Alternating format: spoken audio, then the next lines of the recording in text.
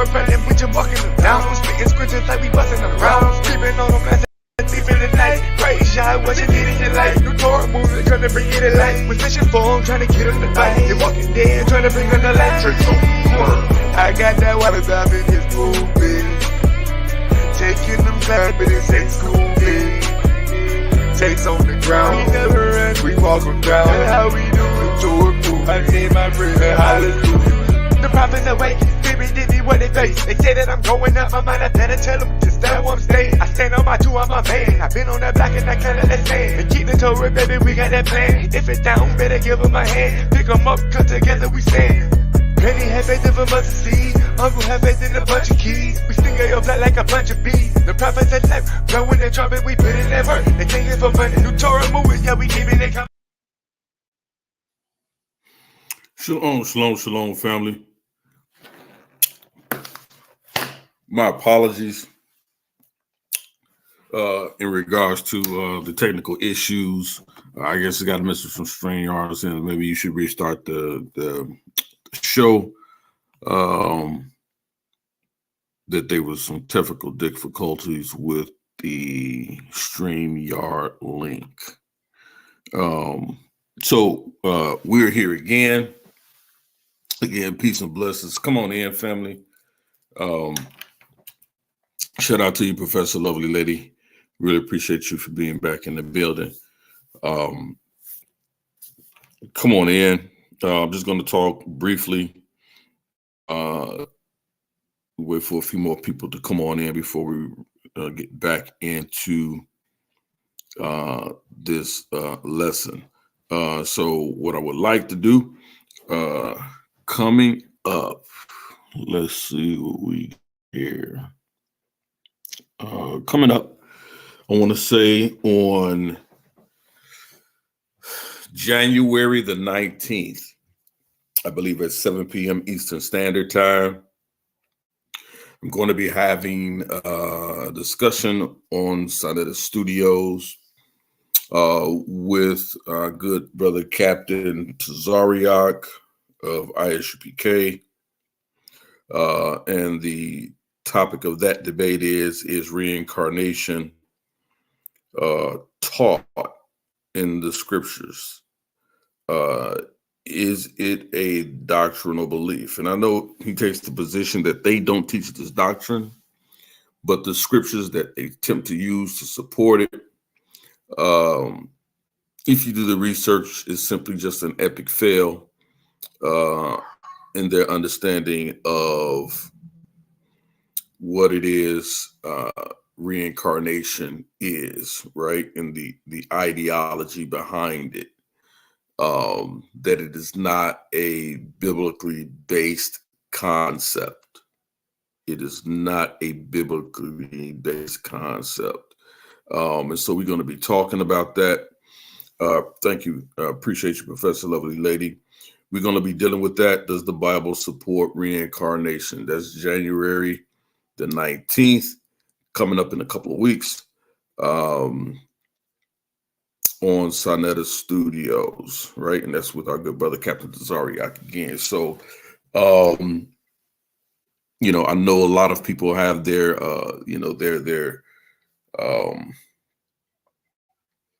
their issues, or their opinions about Sonetta, the operation of the channel.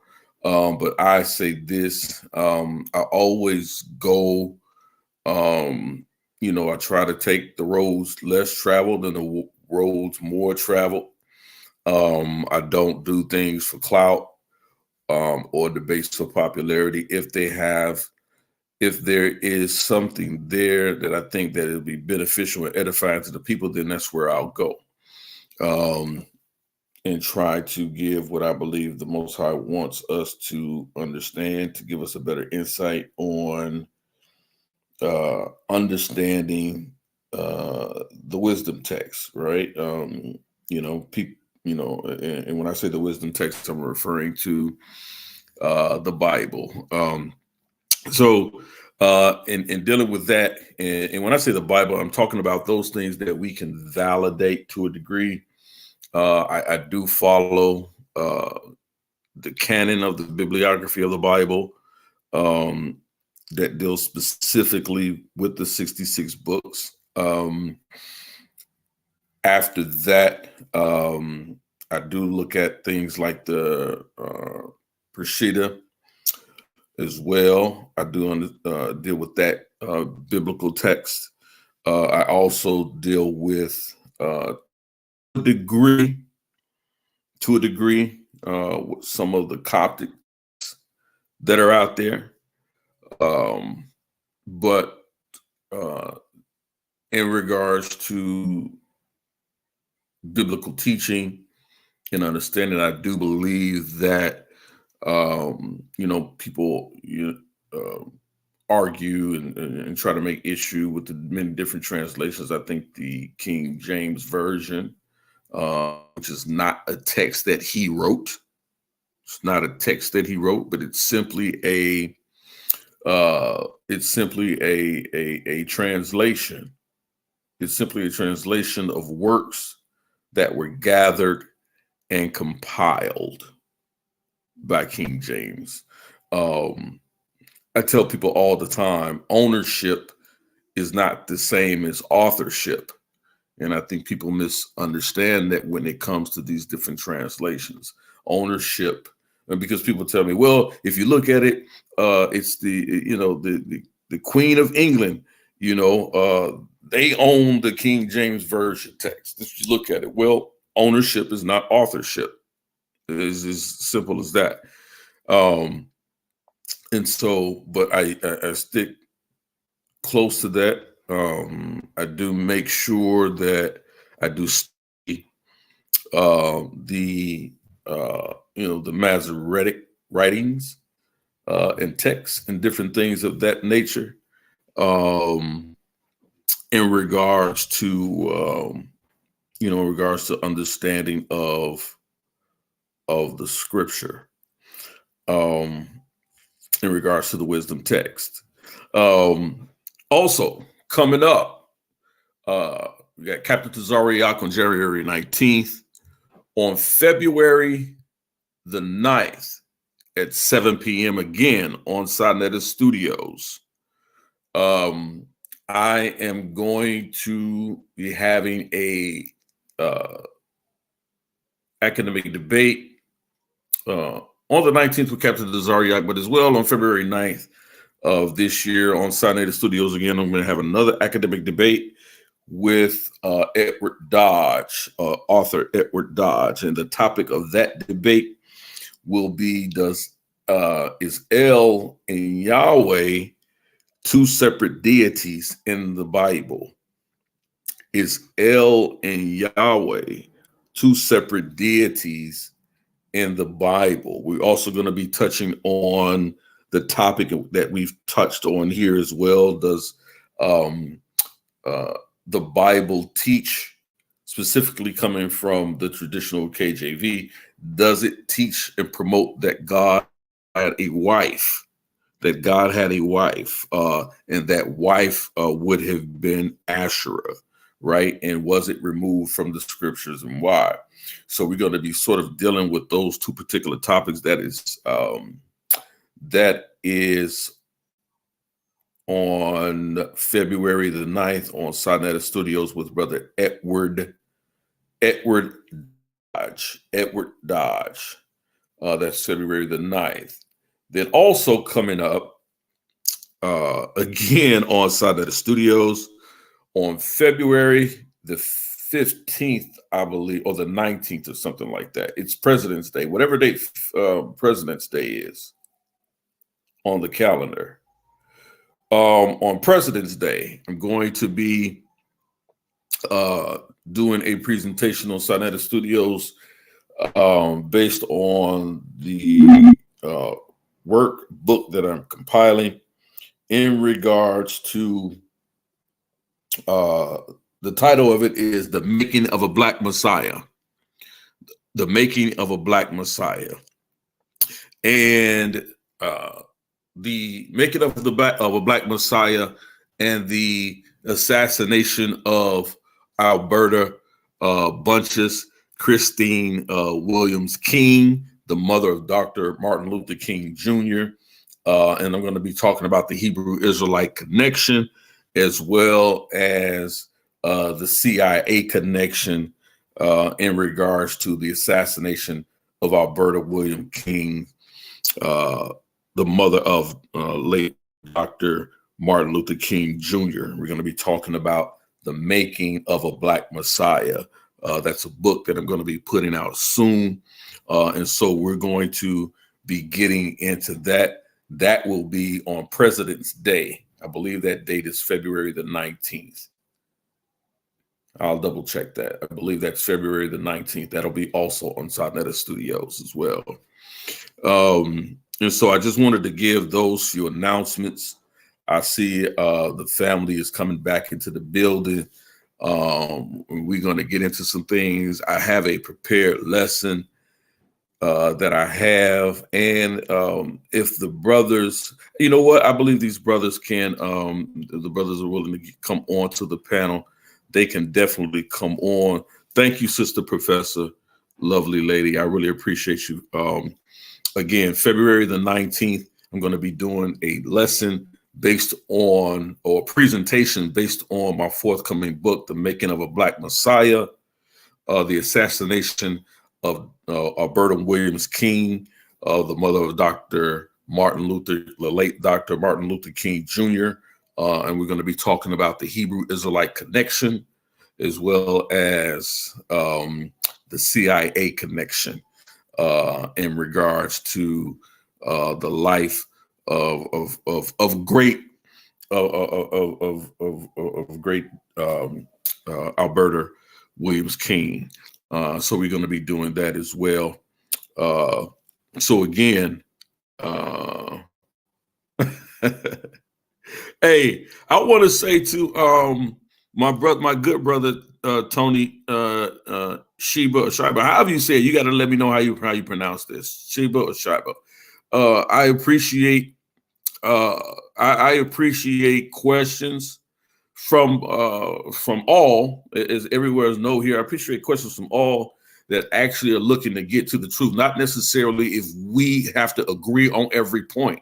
And I tell people this, we don't have to agree on every point, but what we can do is get to a place where we can have discussions where we can find where we can find some basis where we can build and get to a common ground in truth. And until we can get to that common ground in truth, in all of our research, right, then we're able, to get closer to what the truth actually is. And so I welcome all questions, whether I'm able to answer them or not, or give you the best answer, or give you an answer that suffices for you. But we're willing to do the research here on this channel and to get through it, right? And not to sprinkle the dust on it, and and not to skirt around. People often say, "Y'all, are you skirting around the topic?" No, some questions don't have a direct answer. Or Chiba, thank you, brother. I appreciate it, Chiba. So they don't have direct answers, or answers they require a little bit more research. And so that's what we're here to do, right? We're here to take on the hard questions, right? We're not here for the softball questions. We're here for the hard questions and those different things. So I appreciate this brother and his exchange for that as well. So shout out to Tony Chiba, man. And may you be edified here as well as in your church service, man. I appreciate that as well. So peace to you, brother. You know what I'm going to do? I am going to drop the link for my brothers. I hope they're still here, for my brothers.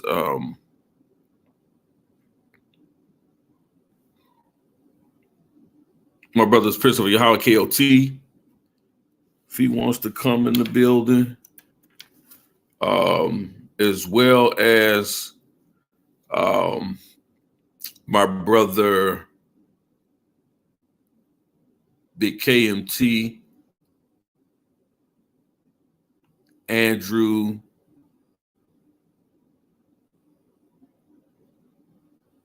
student.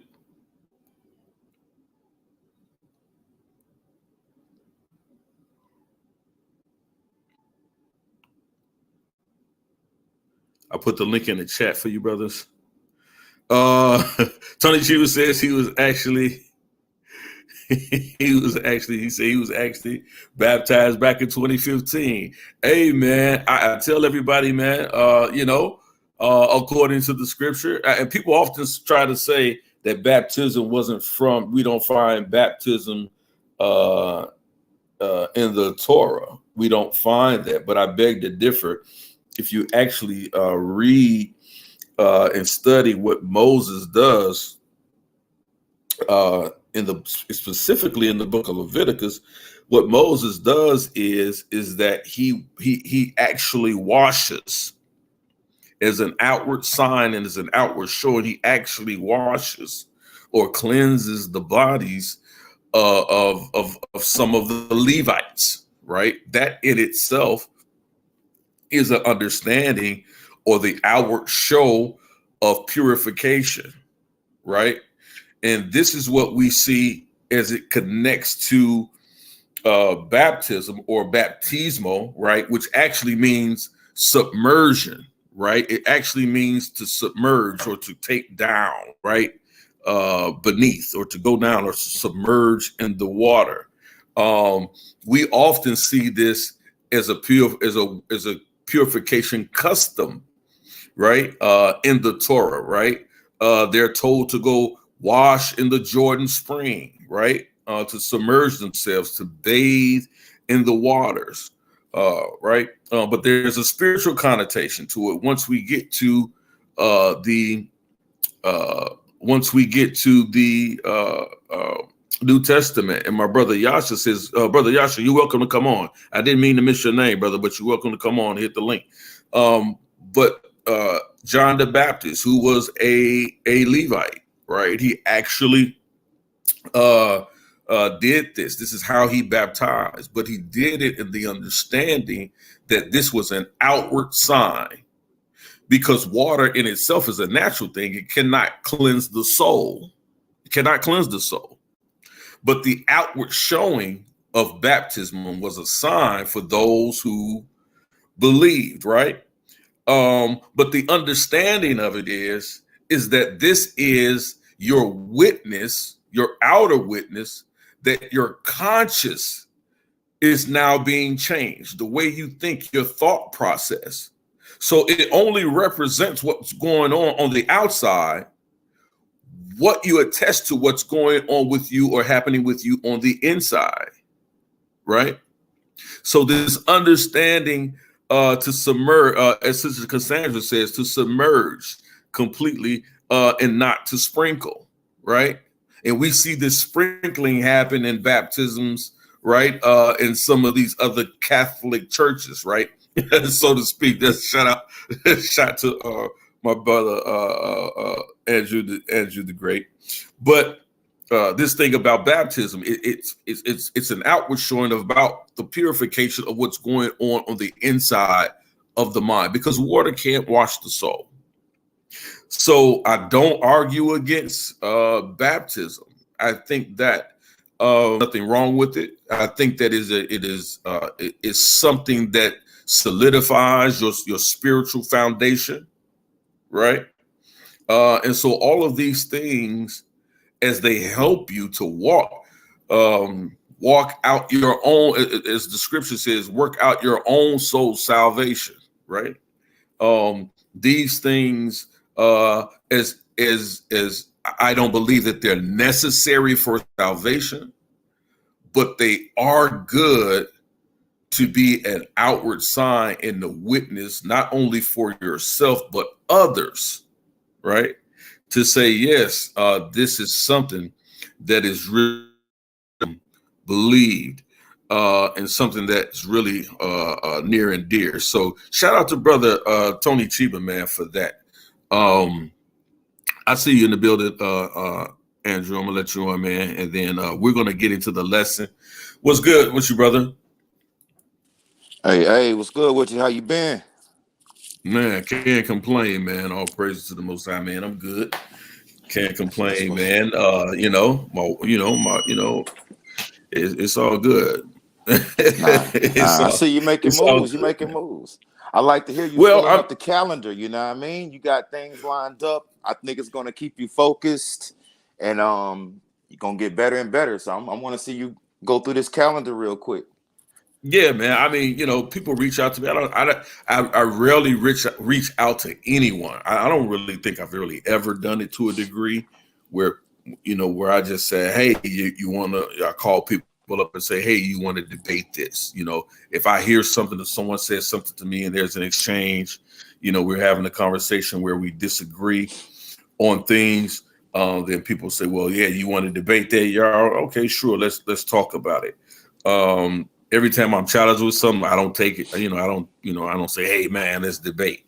But I will say, but what I will say is that oftentimes people, I see you, Brother Yasha. I will say people are, they're interested to hear all perspectives, whether they disagree with me or not. My point is always to put out an alternative. To what I feel is not always accurate and truth, right? And sometimes meet you in the middle of the road. Let me get my brother Yasha on. I think even with my conversation coming up with my brother, with Edward Dodge, right? And don't you Black Power folks get try to get at me because I'm saying brother Edward Dodge, right? He's an author, but he's also Caucasian, right? But I'm just in the context of conversation.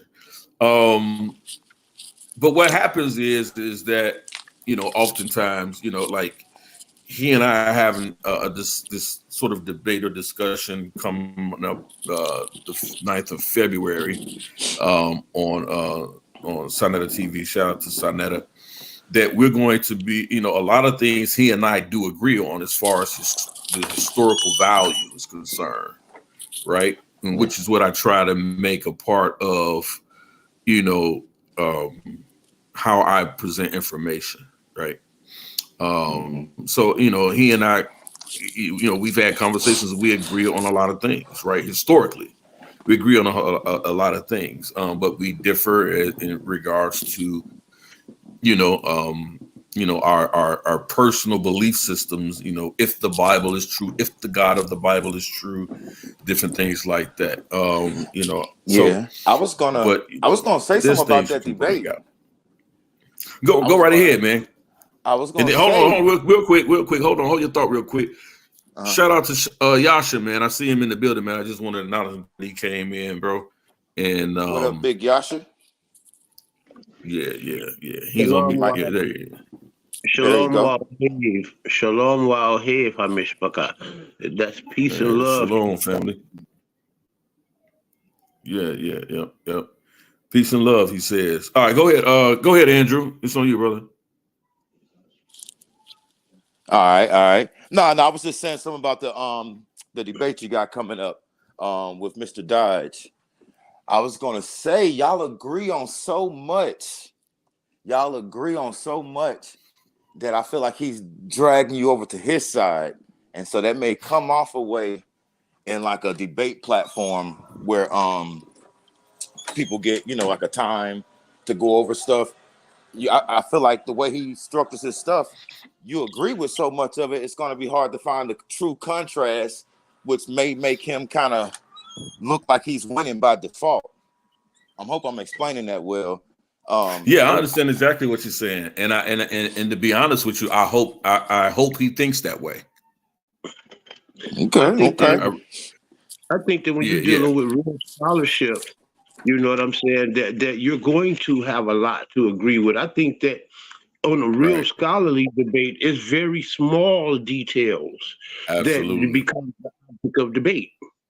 Just like in the conversation that we had the other day. No, I talked about how the three of us never had this conversation collectively together, but how is it that when you do real research, you come across certain things that you just going to have to agree about?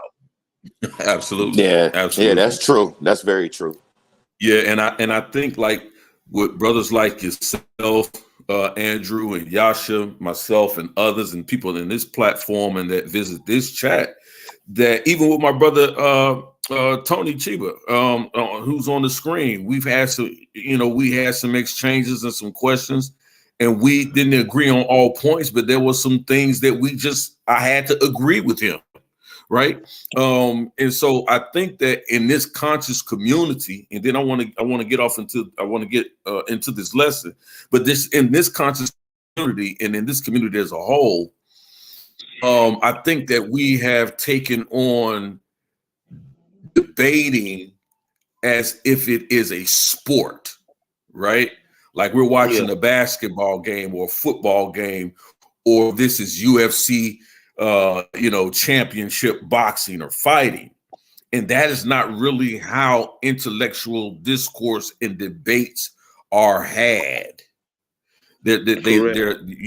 Because you never get to the actual truth, right? And what debates are ultimately made to do is not to divide, but to bring two ideas together, whether one is full of lies, one is full of truth, right? Or where one is a mix of lies and truth.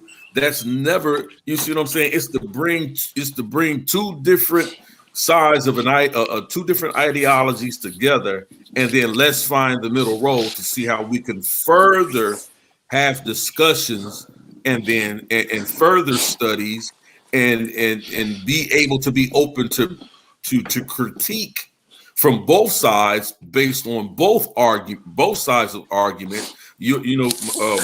My ideology should be able to be critiqued. The other person's ideology should be able to be critiqued. And then we should be able to find the nuances in there where we could build. And that's how I try to present my debates. I try to enter debates that way. There are some facts I just simply say, hey, look, this is a fact. This is based on X, Y, and Z, right? And here's the methodology to why I'm saying this is a fact. Here's the evidence on that. But there are other things, as Brother Yasha said, there's just other things, some nuances that we're not going to agree on.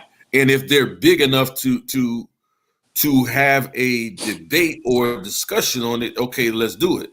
So I'm hoping that this brother takes on that same is looking at it the same way, where maybe he's bringing me over to his side, but I don't disagree where I feel he's right. I just don't disagree with people simply for the fact of disagreeing. You see what I'm saying? That's disingenuous. This is the mature Yhwh talking. At the end of the day, we need you to come home with the win. You know what I mean? You got to come home with the W. You know, but again, I think that. Go ahead, Yasha. I said you take the part that you disagree in and you just nail that sucker home. You know what I'm saying? Absolutely. And I think that, I can see exactly what he's doing, right? I don't have to. He's only coming on talking about the points that he and I both already know that we both agree on, right? It's a brilliant tactic. It's a brilliant tactic. I'm telling you. So, but when we get into the actual debate, right? I mean, he's going to have to show and prove the basis for his argument, because right now, none of us have shown any sources in these conversations. Right? Okay. Now we're talking. None of us have shown any sources, right? So when we began to get into the source information, right, then you will see where I think a lot of people are hoping and looking where this goes. You understand what I'm saying? So, when I bring the source information, it's going to be okay based on the topic. This is what this source says. This is what this source says. This is a credible source, right? This is a credible source. I'm not gonna slam him. The issue is that he wants to argue what we see historically, right? What we see in history, what he can show in history. But he's also giving his commentary. And that's what people are not really, that's not what people are really understanding. He's really giving his commentary, right? Because when we go into the Bible and we read, right, he's only giving a biblical commentary. When we read what the actual prophets are saying, if you're saying El and Yahweh is two different deities, right, it doesn't show that biblically. But now let's look at what we see in history, right? We know there's and people have mentioned this. There's a pantheon, a Canaanite pantheon that has an El and a Baal and an Asherah, right?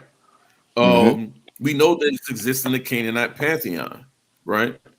But when we get to the biblical narrative, which is what his argument is, he's going to have to show that that same El in that Canaanite pantheon is the same El or deity mentioned in the Bible.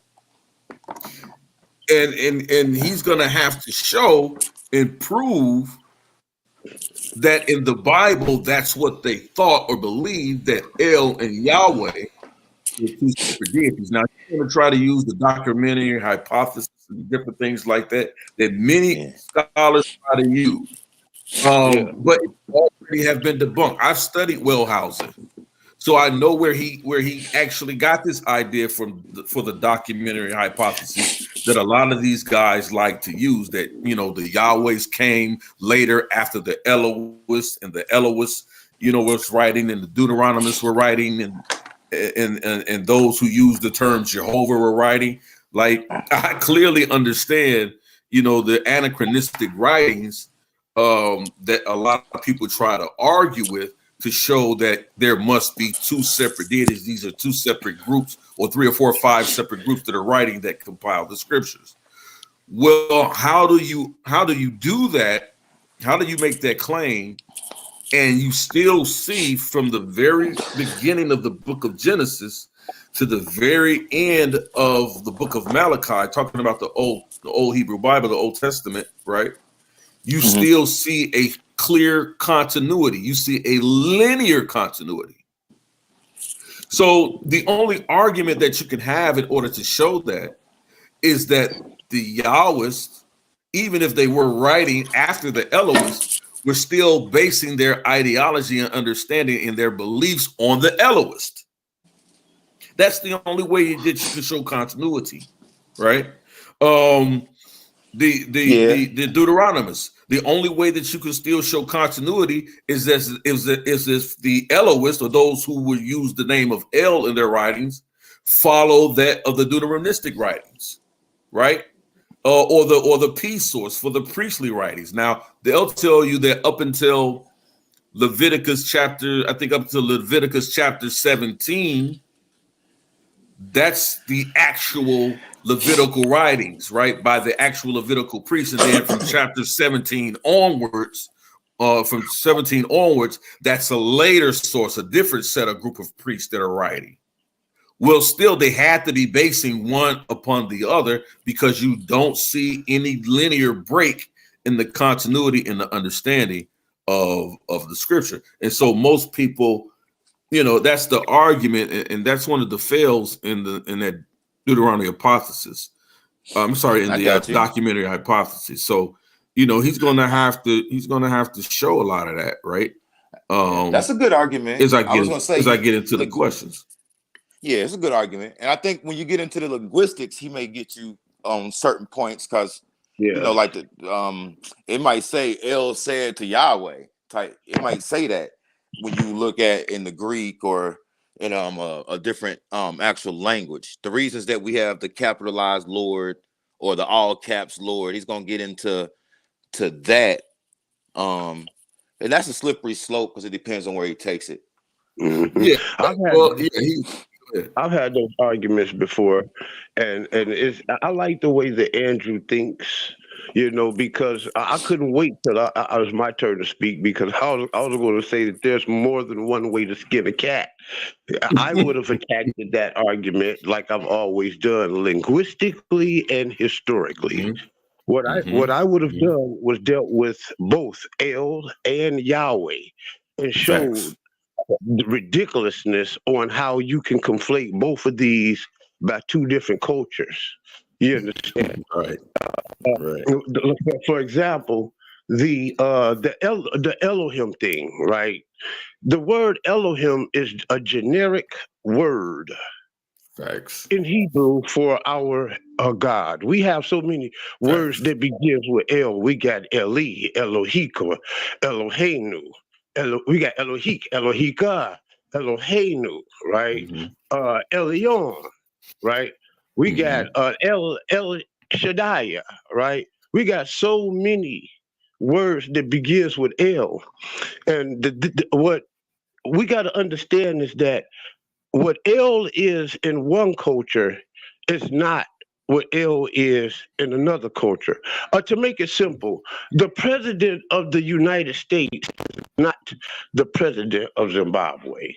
The El of Israel is Facts. not the El of Canaan. The El of Canaan is not the El of Egypt. You understand what I'm saying? You know, each one of these uh, societies had their own elves, and some of those societies had Absolutely. many elves inside of that one Right. society. It's so that's the way to attack the El.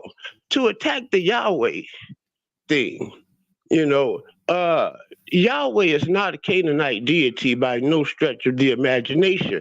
And we can deal with Hmm. that on the linguistic level simply because in Hebrew, Yahweh is the Haya verb. It comes from the Haya verb. That's what it is, a Facts. conjugation of the Haya verb, which is It the action. to Yep. be verb. Okay. Yep. Now, the Facts. to be verb in Canaan is the same as the to be verb in Arabic, which is Khan. So Hmm. Yahweh would Hmm. have translated over into Arabic in Canaanite would have to have a Khan root Facts. and not a Yahweh root, not a Haya root. It is impossible. The word Yahweh, Yahweh, is not a Canaanite word and has no business in the Canaanite linguistic bank. Facts. That's facts. And that's a well Yeah, put methodology and yeah, well that's deeper thought than out. me. And yeah, and if you and that's what I'm saying. That's why I said Yash is deep. I'm glad he's on this platform, man, because he studied this thing. But that's exactly how I see it.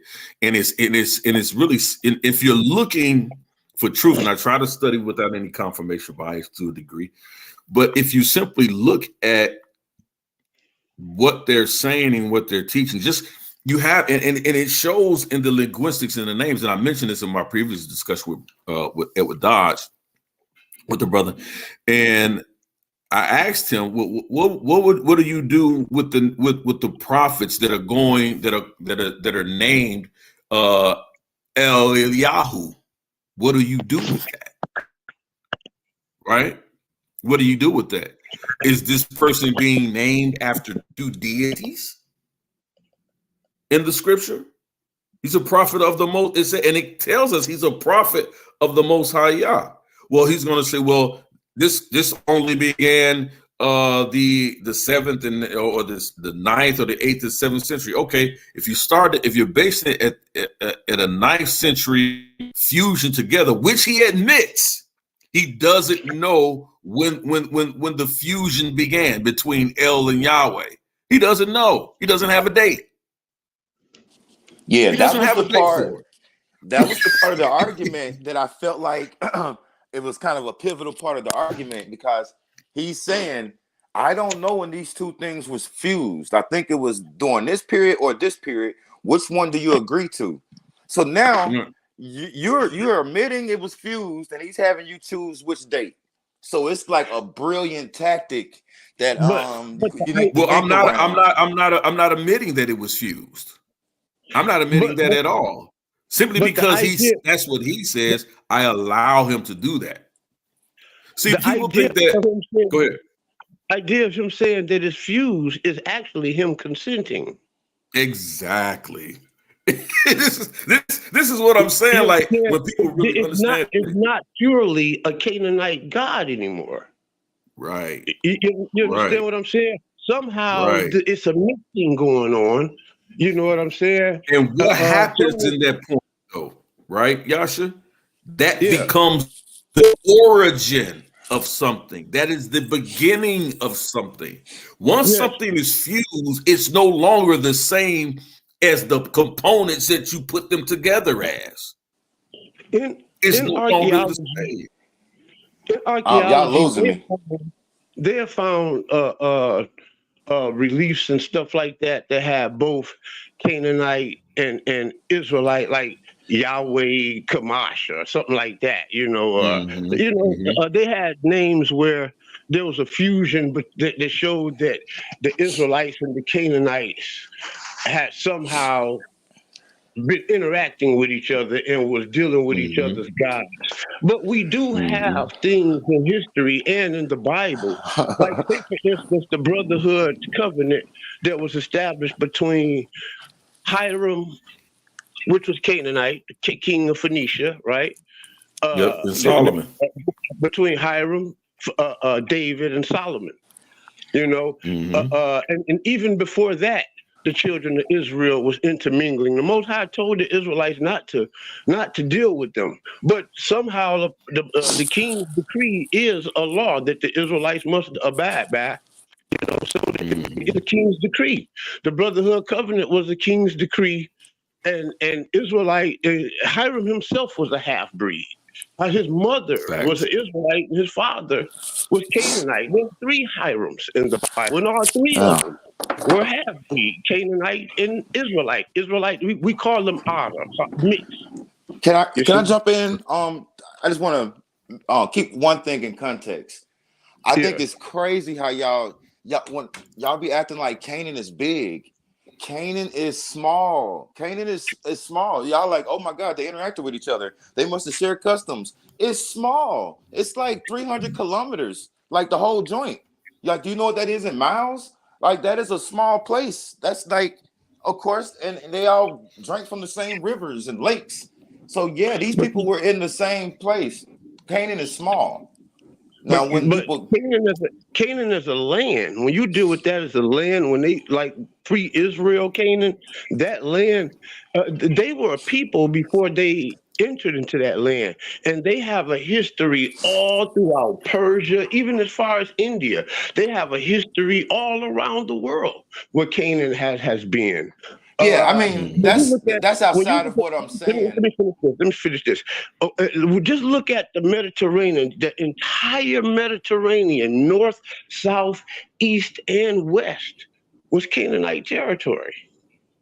Okay, let me first let's hit the first part. I'm speaking of Canaan the land. Canaan the land is like 300 kilometers, like square miles or square kilometer. It's a small place. So my point in saying that was that, yes, those people did interact with each other just because of how small it is and the feeding. They had to drink from certain rivers and lakes. They were all in the exact same place. Now, as far as territory being controlled by Canaan, that's a separate argument that we would have to look at. We would have to put a time on it because, it kind of moved around through time. Many of those, like when they were in Iraq, in Babylon and in Yhwh, that predated their time in the land that's known as Palestine or Israel today. In fact, that land at some point didn't even belong to them. At some point, it belonged to Egypt, and Egypt gave it to them. Talk to them. You know what I'm saying? That's what I was telling Yhwh, man. He need to tip his hat when he see. But I don't disagree with that though, because we know Canaan was a vassalage. I mean, I've said that 1,000 times. The I people, they mean, had 12 yeah. tribes, and in those 12 tribes of people were what they call those people that move all around, like nomadic people. Yeah, They were they They all was nomadics. all They were nomads. over the Bedouins. place. Yeah, Yeah, They all weren't. They all weren't nomads, but most they of them were. they were all nomads. They didn't No, build they all weren't anything. no. No, they They all lived weren't in tents. nomads. They No, couldn't hunt. They was nomads. well, that's not true. That's not true. So they had most of them dominance in were the world nomadic. before they had Yeah. See, dominance in the world before they dominated the land of Israel. right. Known as And I tell Israel. people, see, we don't really get into it, and we will on this channel though, but we don't really get into the understanding of the Badarian culture.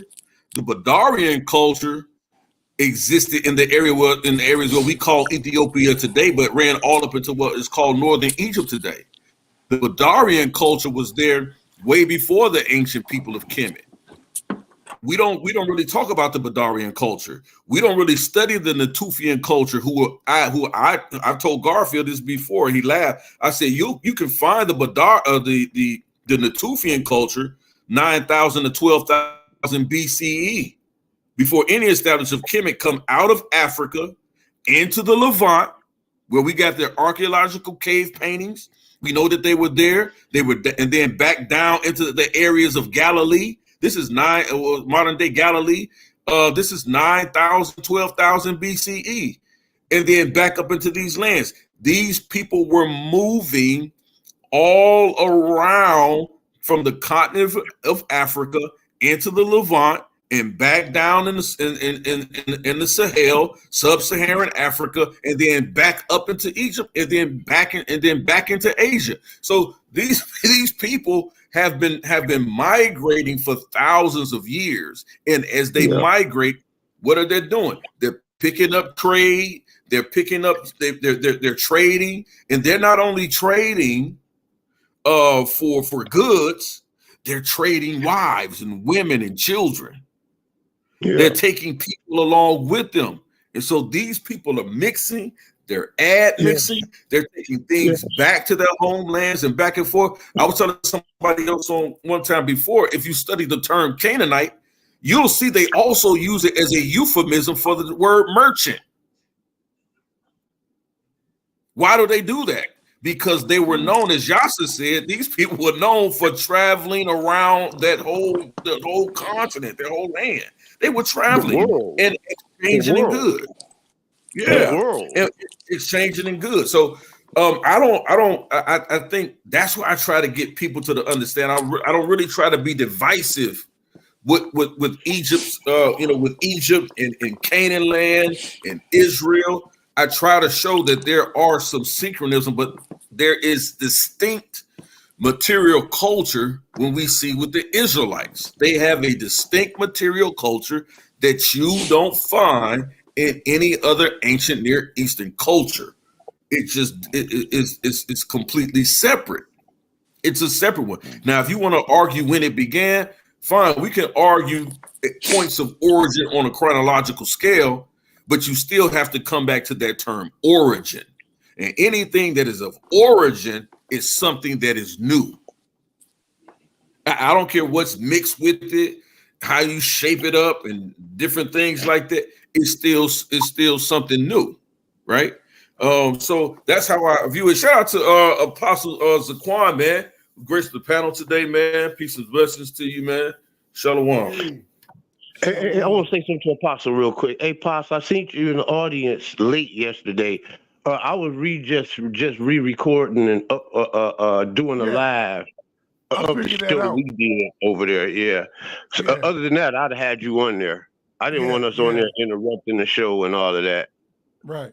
No, I figured that out, man. We can go back over there and redo it though. Yeah, and you can go. I just let you recap it. Yeah, no, man. I just wanted to have a conversation with that Catholic man for a minute. That's all. But let me do this. Let me do this because we're gonna get away from the topic of this show. So if y'all want to stay around, yeah, he's talking about you. So if y'all want to hang on, man, I don't mind y'all getting into it, man.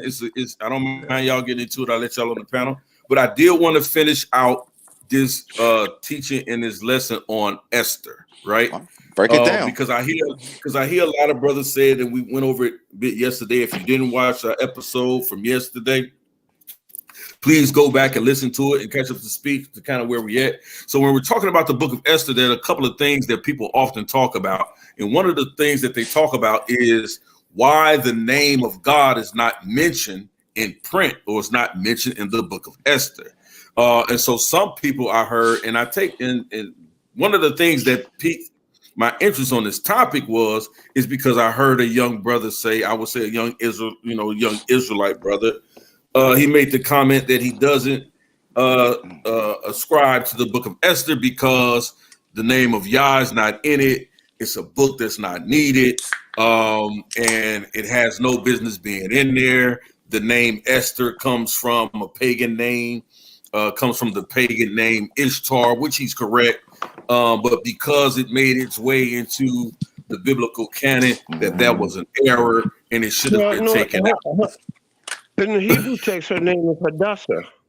Yeah, exactly. She has a different name. But this is what I'm saying about, this is why I'm saying we need to do a more critical study on it.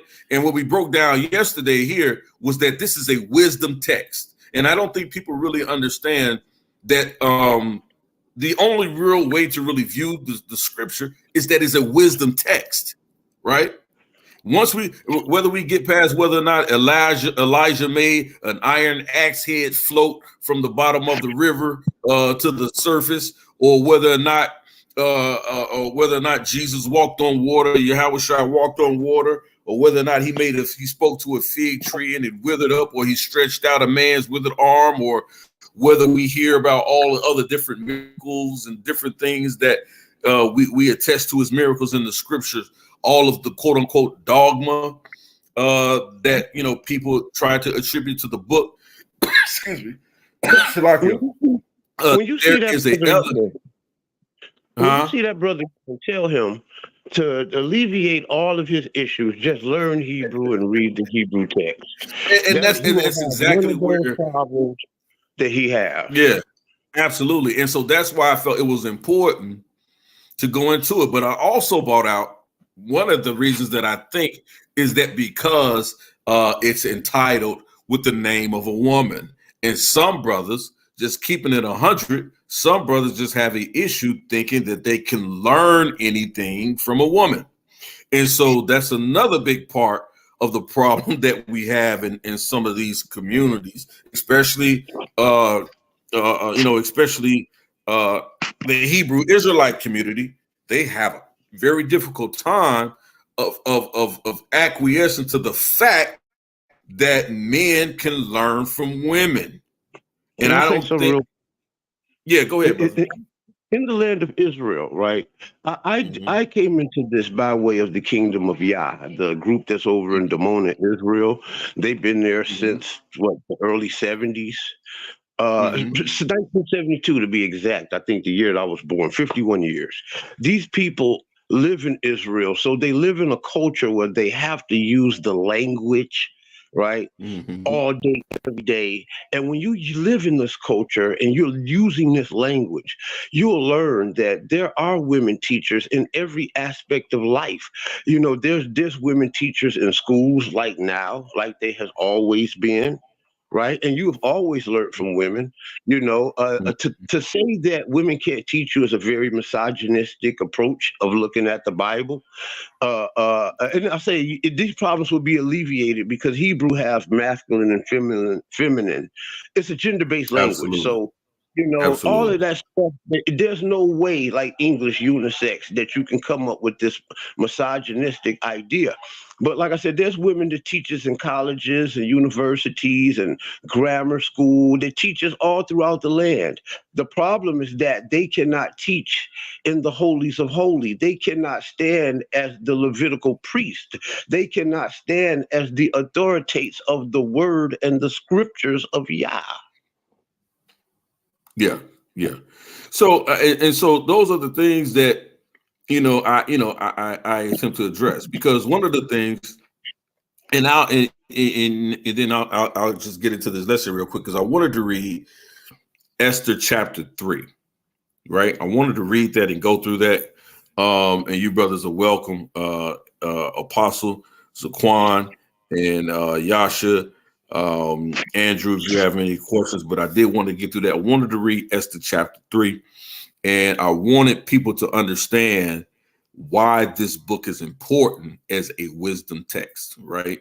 We talked about how it's a wisdom text for how to better your marital relationship or any relationship you're in. If you read chapters 1 and 2, you'll see how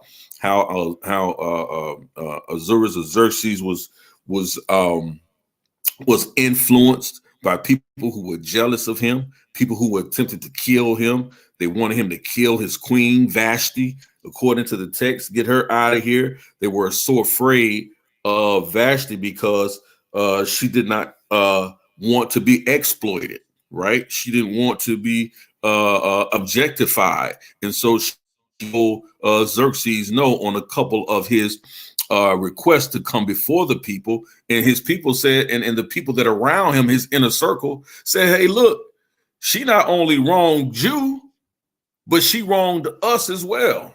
And all the princes of your kingdom who have come out to see her beauty and to basically see her get naked. We wanted to take a good look at your wife too. So, but she's saying she's refusing to come. She's refusing to allow us to objectify her. And so they made a decree saying, listen, if any other men, if any other wives decide to do this, we need to have a law that says, wives, you have to be totally subjugated to your husbands. Least they look at us all shifty-eyed and we have to face their wrath. And so I talked about the insecurity of a lot of men that we even see today. We see this same thing. This was happening. This is what the Persians was talking about doing. So they had Queen Vashti pretty much set up to be removed. And further studies says she probably was sentenced to death. And so then here enters Esther, and in her wisdom, she becomes the queen. But going further along, we want to get into chapter 3, and we want to see why. We want to talk about the meaning and the understanding of her name, right? And why it says Esther is used in the Bible instead of the book of Hadassah, because we know Hadassah was her Israelite name. She was actually of the tribe of Benjamin, right? According to the scripture. Right. So we want to talk about why didn't they use the name Hadassah, but yet they still chose to use the name Esther, right? Because it has a meaning. Brother Yasha talked about it. My sister Cassandra Mensa in the chat also did some research. And this is what I love about this, that I tell people, you know, what I give and what I share is for people to take it and build upon it and then bring it back to us. So this is where we're all learning. There's no big I's and little U's over here, right? And so, you know, as long as we can have, you know, respectful dialogue to agree, we can get into it, mix it up. But we can all learn. And if there are questions that needs to be asked, let it be asked, because there may be someone out there that has the same question, right? And that question may be whether or not, in my eyes, whether or not they decide whether or not this wisdom text we call the Bible actually makes sense enough for them to try to align their lives to it, right? For a better way of living. So that's how I look at it, right? And so I want to read, I'm going to share my screen. We're going to read the book of Esther, the 3rd chapter. We went through chapters 1 and 2 on yesterday.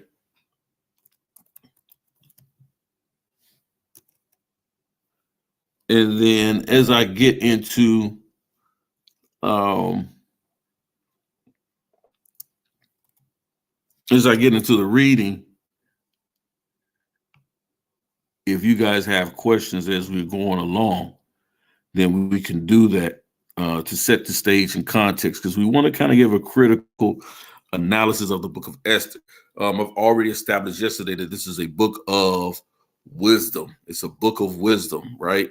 And so we want to show that why it's important and why it's even more needed in this community. Our brothers should not be, there's no reason to have any protests against the book of Esther. It's a wisdom text that both men and women can glean from. So I just want to make sure that there's something out here in these YouTube streets that actually brings it about. So I want to start there. You brothers you can chime in if you have questions. But Exodus chapter 3, if you can see my screen, it talks about, I'm coming from the Blue Letter Bible. This is the KJV. And this is Haman's plot against the Jews. So you have to understand what's going on here. So Haman was one of the king's inner circle. He was one of the ones that spoke out against Queen Vashti, Ahasuerus' wife at the time, the queen, in order to have her removed from her queenship and have her estate and everything taken from her simply because she refused to be objectified by the king himself and the princes of his court in his inner circle, right? So he was one of the ones pushing the king to get rid of his wife. And that's why I said, fellas, be very careful. And sisters, be very careful who you bring in your inner circle, especially around your loved ones and your wife and those who you're in relationship with, because they only look to sabotage what you have. They're jealous of what you have. They don't even like you, right? But these are supposed to be wise men and wise people. And as we said yesterday, they were so wise. Esther chapter 1, verse 13 calls them wise men, but wise men of the stars and of the law. They were wise men about the stars and the law, and they could give you that, but they give you any wisdom about your wife and how to keep your household in check. So we have to be very careful about people who you take advice from when it comes to a personal relationship. Your walk with the Most High, whatever belief you use to substantiate a foundation you have in your household. Be very careful about people who bring quote unquote certain wisdom to you, right? And so we can kind of see that. I suggest just go back and look at our first part 1 on this from yesterday. So Esther chapter 3 verse 1, it says, after these things did Ahasuerus promote Haman, the son of Hammedatha the Agagite, and advanced him and set his seat above all the princes that were with him, right? And all the king's servants that were in the king's gate bowed and reverenced Haman, for the king had so commanded concerning him. But Mordecai bowed not, nor did he reverence him. And so this is what we see here, that we have Mordecai, who is a prophet of the Most High, who's also the uncle of Queen Hadassah or Esther, right? We see here that he refuses to bow to Haman. Now, people say, well, why isn't the name of the Most High in the Bible? We should get rid of it. But why is Mordecai refusing to bow to Haman? Why is he refusing to bow in reverence or worship this man or give him honor, right? Why is he doing that? Verse 3 and 3. It says, then the king's servants, which were in the king's gate, said unto Mordecai, why transgressest thou the king's commandment? Verse 4, it says, now it came to pass when they spake daily unto him, and he hearkened not unto them, that they told Haman to see whether Mordecai's matter would stand. For he told them that he was a Jew. Now, up until this point, both Mordecai had told Queen Hadassah in chapters 2 of the book of Esther not to reveal her nationality or her ethnicity, right? But by this time, Esther has now already been placed as the queen, or Queen Hadassah, Queen, aka Queen Esther, has already now been elevated and placed as the queen of the land of Xerxes. In the chapters, Esther chapter 1, it tells us that his land, his expansive land, extended from India, the Indus Valley, all the way through Ethiopia, right? It says, and so now we see here in Esther chapter 4, Mordecai reveals that he is a Jew. It says he told them that he was a Jew. And it says, so now let's go down. Verse 5, it says, and when Haman saw that Mordecai bowed not, nor did reference him, then Haman was full of wrath, angry again. We got a bunch of angry men that's full of wrath in this story. We see it in in chapters 1 and chapters 2.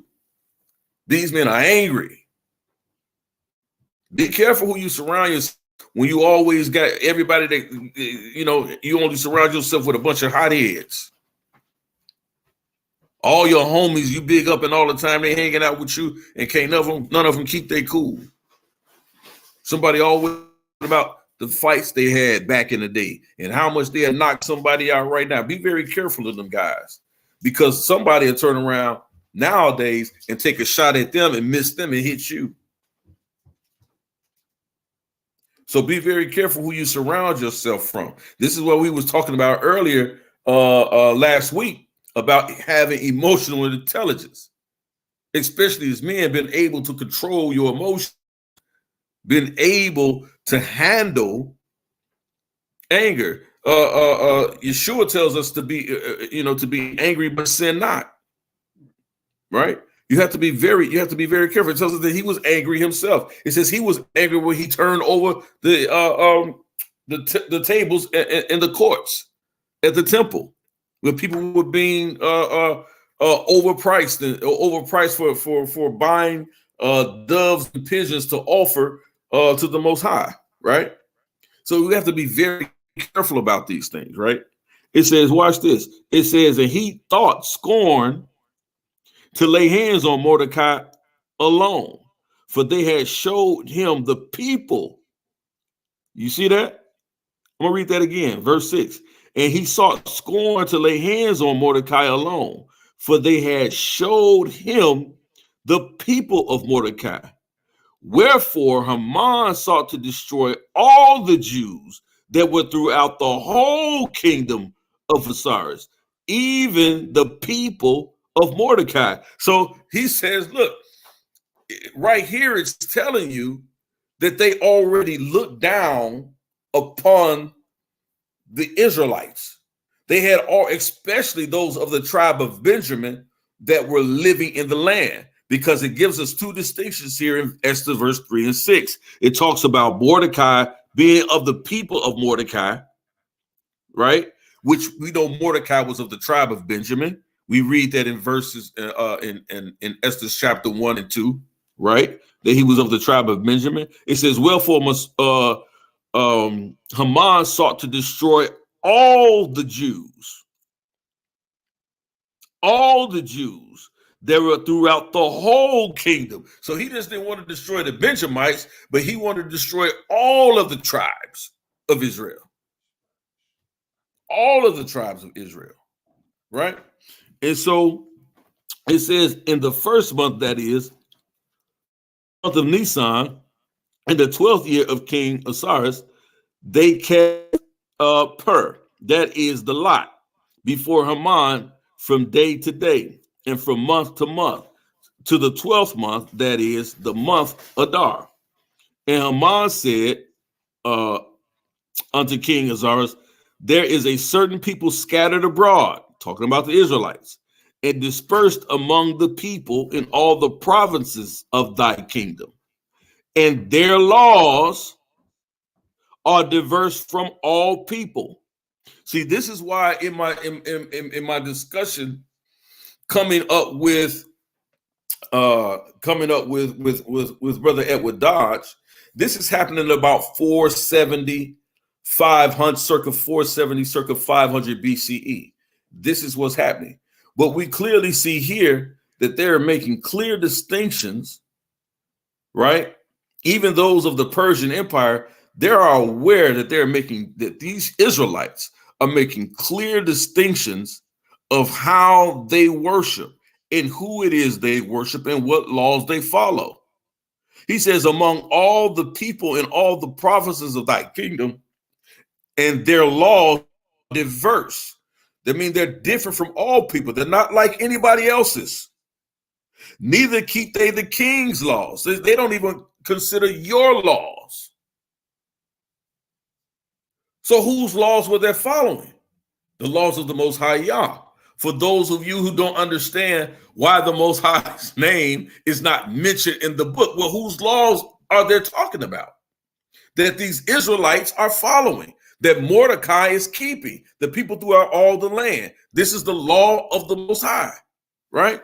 Watch this. It says, neither keep the king's laws, therefore it is not for the king's profit to suffer them. He says, so why you don't have them around? What good does it do to have people around who won't even keep your laws, but keeping their own laws? How are you the king of these people?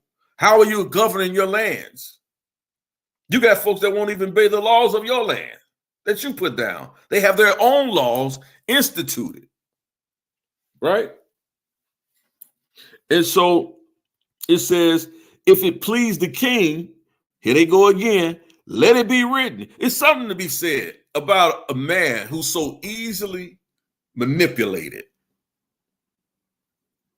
We've seen two instances where Xerxes or Ahasuerus has been persuaded by this inner circle of men or his homies or his brethren around him, those he esteemed in the highest, as he does Haman here, and I believe is Memchan early in chapters 1 and 2.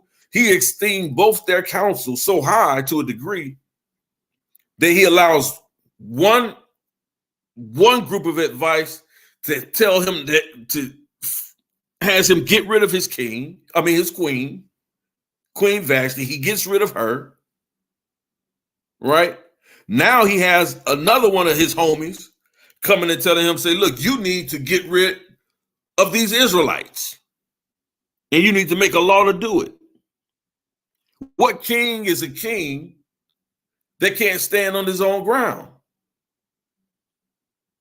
Won't even investigate the matter himself.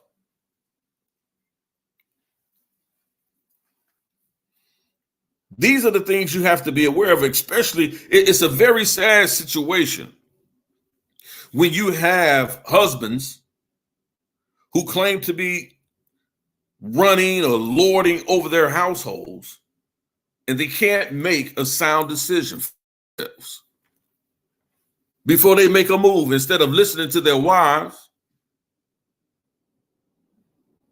they get online in the manosphere.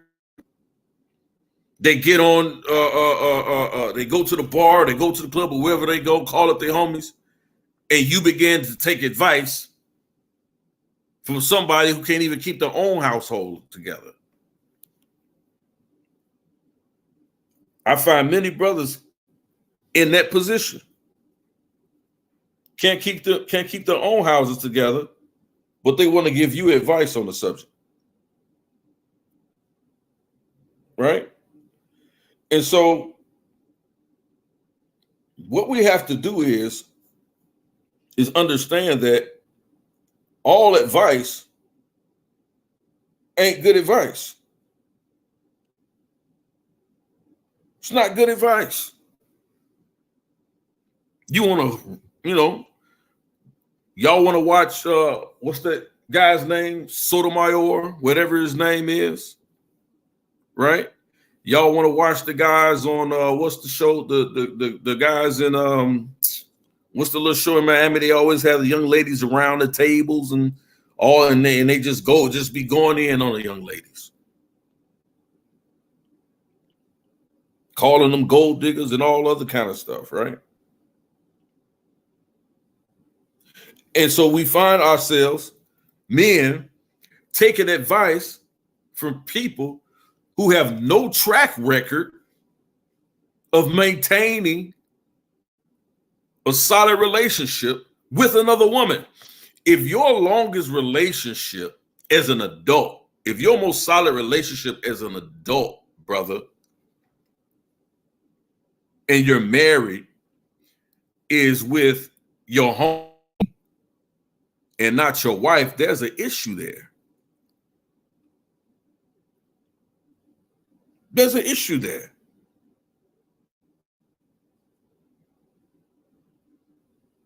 And we oftentimes fail to take into account that some folks just want what you have. They're jealous of you.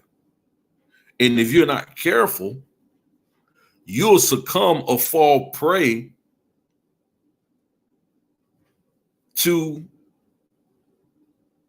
what only amounts to trickery and betrayal.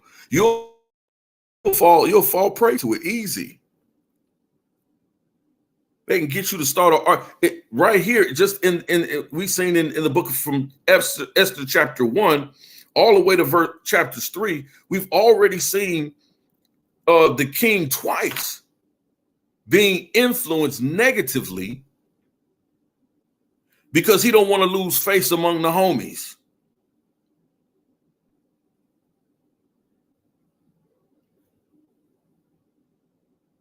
They done convinced him to get rid of his wife. Now they get ready to convince him to subjugate, oppress, and kill a whole group of people. And make it a law. Make it a law. Because if you don't make it a law, king, if you don't do this, nobody's going to respect you. And men emasculate. I said this yesterday. And y'all get this if you haven't gotten it before. Men emasculate men more than women do. More than some women. Let me be correct. Some men emasculate men other than some women do. And how do other men emasculate other men? Calling them a simp. You're going to be a punk. Man, you let your girl talk to you like that? Man, if that was my wife, I got my wife under check. I could put her away. Hey, if she get out of line, I put my pimp hand down.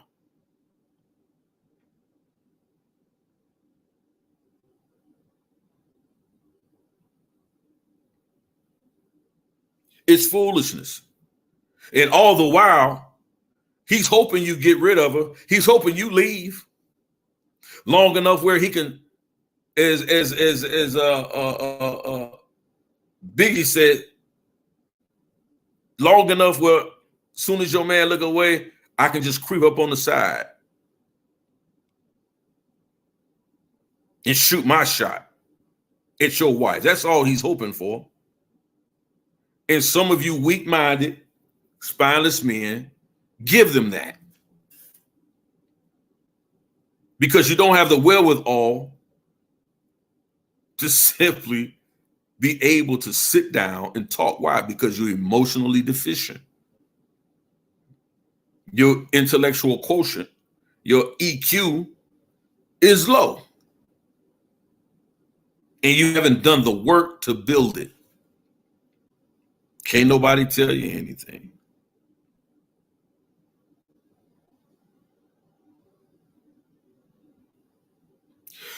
So we have to be very careful, man, who we bring into our inner circle. Even in business, it works the same way. Everybody don't want to see you succeed. They'll talk good for a while, just long enough that they can learn all of the ins and outs, pick your brain, so they can figure out and learn everything that you know. So then when they finally do it, they don't show up. Wow. You can't find them. And when you do find them, guess what they've done? They've picked your brain, sucked you for all your information, all your time, taking you away from your family. Now they've gone on starting a business using your ideas, trying and hoping to drive you out of business, calling the same folks that you told them you was going to call to see if you can get that $100 million deal.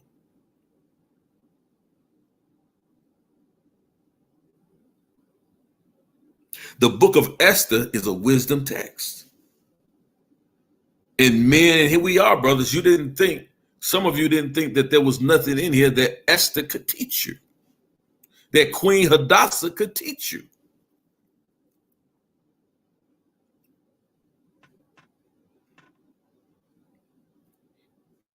So let's continue.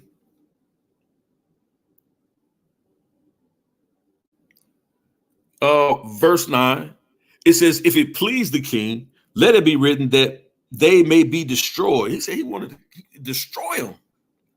These are some men with full of anger and wrath and murderous hearts.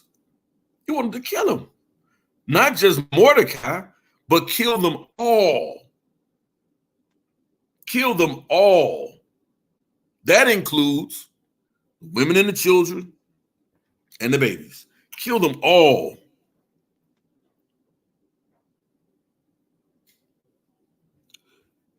He says, and I will, listen what he says. If it please the king, let it be written that they may be destroyed. And I will pay 10,000 talents of silver to the hands of those that have the charge of the business to bring it into the king's treasure. He said, look, I'll pay for it.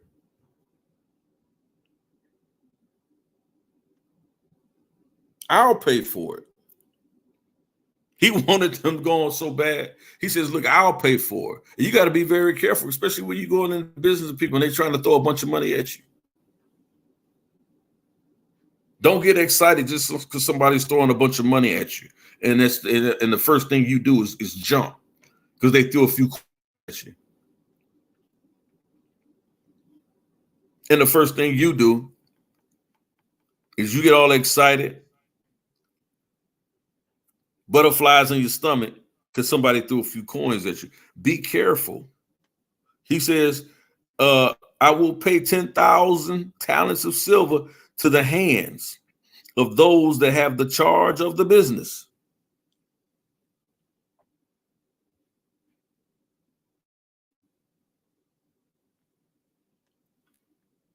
To bring it into the king's treasure. He says, and the king took his ring from his hand and gave it unto Haman, the son of Hammedatha,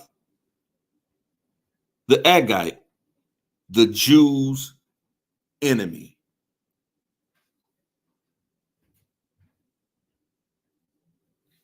What y'all talking about, y'all don't see the work of the Most High in this book. This is a wisdom text.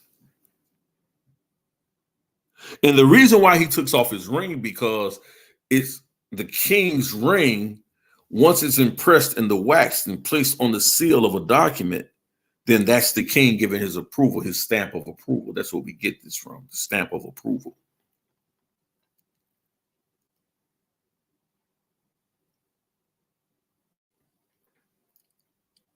Right? Verse 11, and the king said unto Haman, the silver is given to thee, the people also, to do with them as it seemeth good to thee. He said, yep, go ahead, get them up out of here. Here's the money. Whatever y'all want to do, and go ahead. Y'all go do whatever.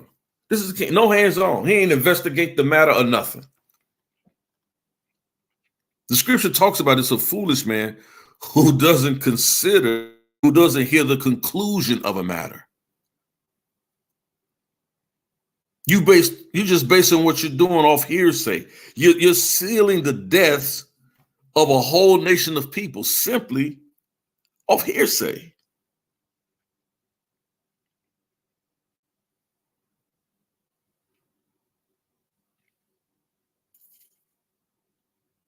always, brothers, always watch, and sisters too, always pay attention.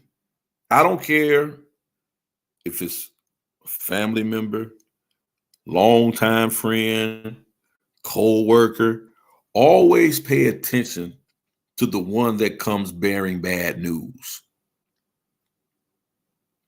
To the one, especially when it comes to your relationship.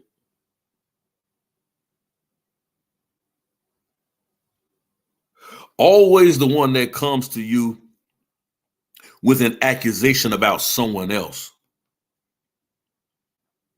with no evidence, and they got you acting a fool with the people.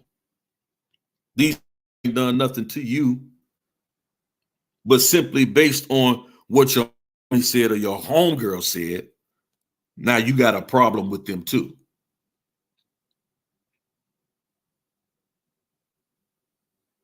That's a fool.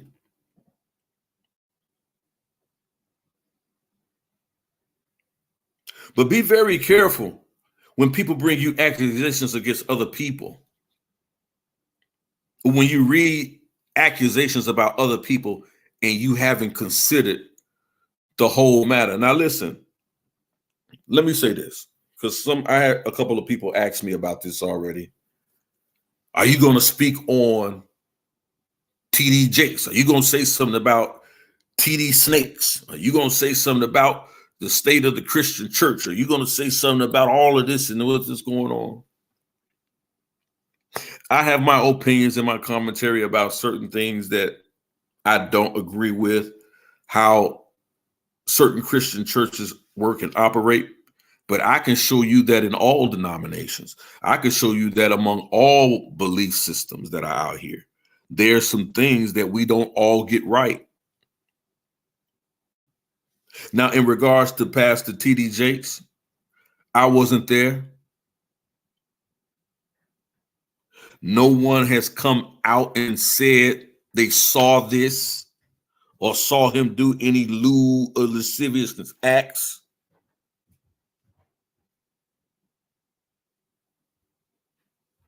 I'm not defending TD Jakes. I'm saying let's see what the evidence says. Let's hear the full conclusion of the matter. And I take that position with anyone. Even with the polite situation. Let's see what the conclusion of the matter is. But once they came with evidence, DNA evidence and different things like that, I didn't have to, hey, listen, my opinion didn't matter anymore. I'm reading the facts. I'm looking at what the eyewitness say. I'm looking at what the DNA evidence says. So there's no room for my opinion.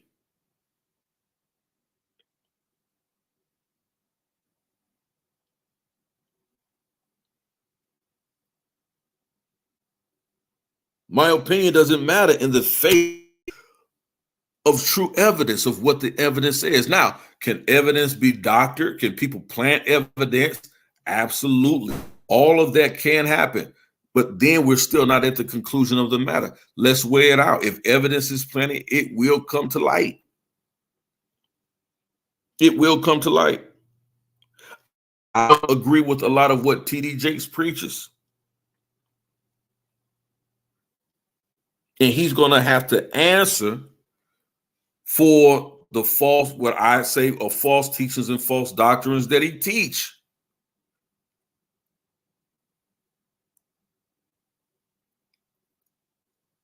I take questions and issues and when I see videos circulating and I'm watching with my own eyes Tyler Perry, and we all know Tyler Perry while we watching him sitting there allowing Tyler Perry to lay hands on him, right? And pray to God, and as my brother Chiba says, these speaking in tongues things. I come up from those Pentecostal churches where they did it, that they spoken to, but they had a misunderstanding of the scripture. And when one person begins to do something, they all are just followers. They follow like sheep, led like sheep, like lambs into the slaughter.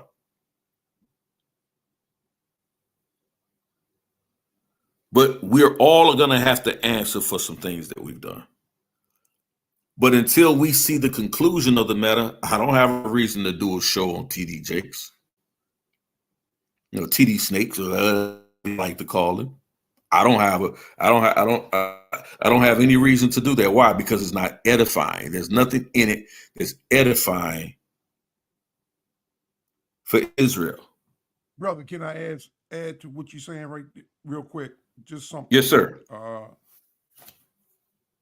What can I say that would give any more clarity on that situation?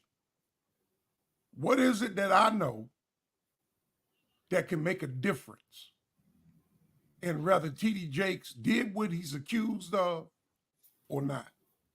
All I'm concerned is the stuff that's going on that we don't know about. Not just with TD Jakes, but with the whole body in these churches. Mm-hmm.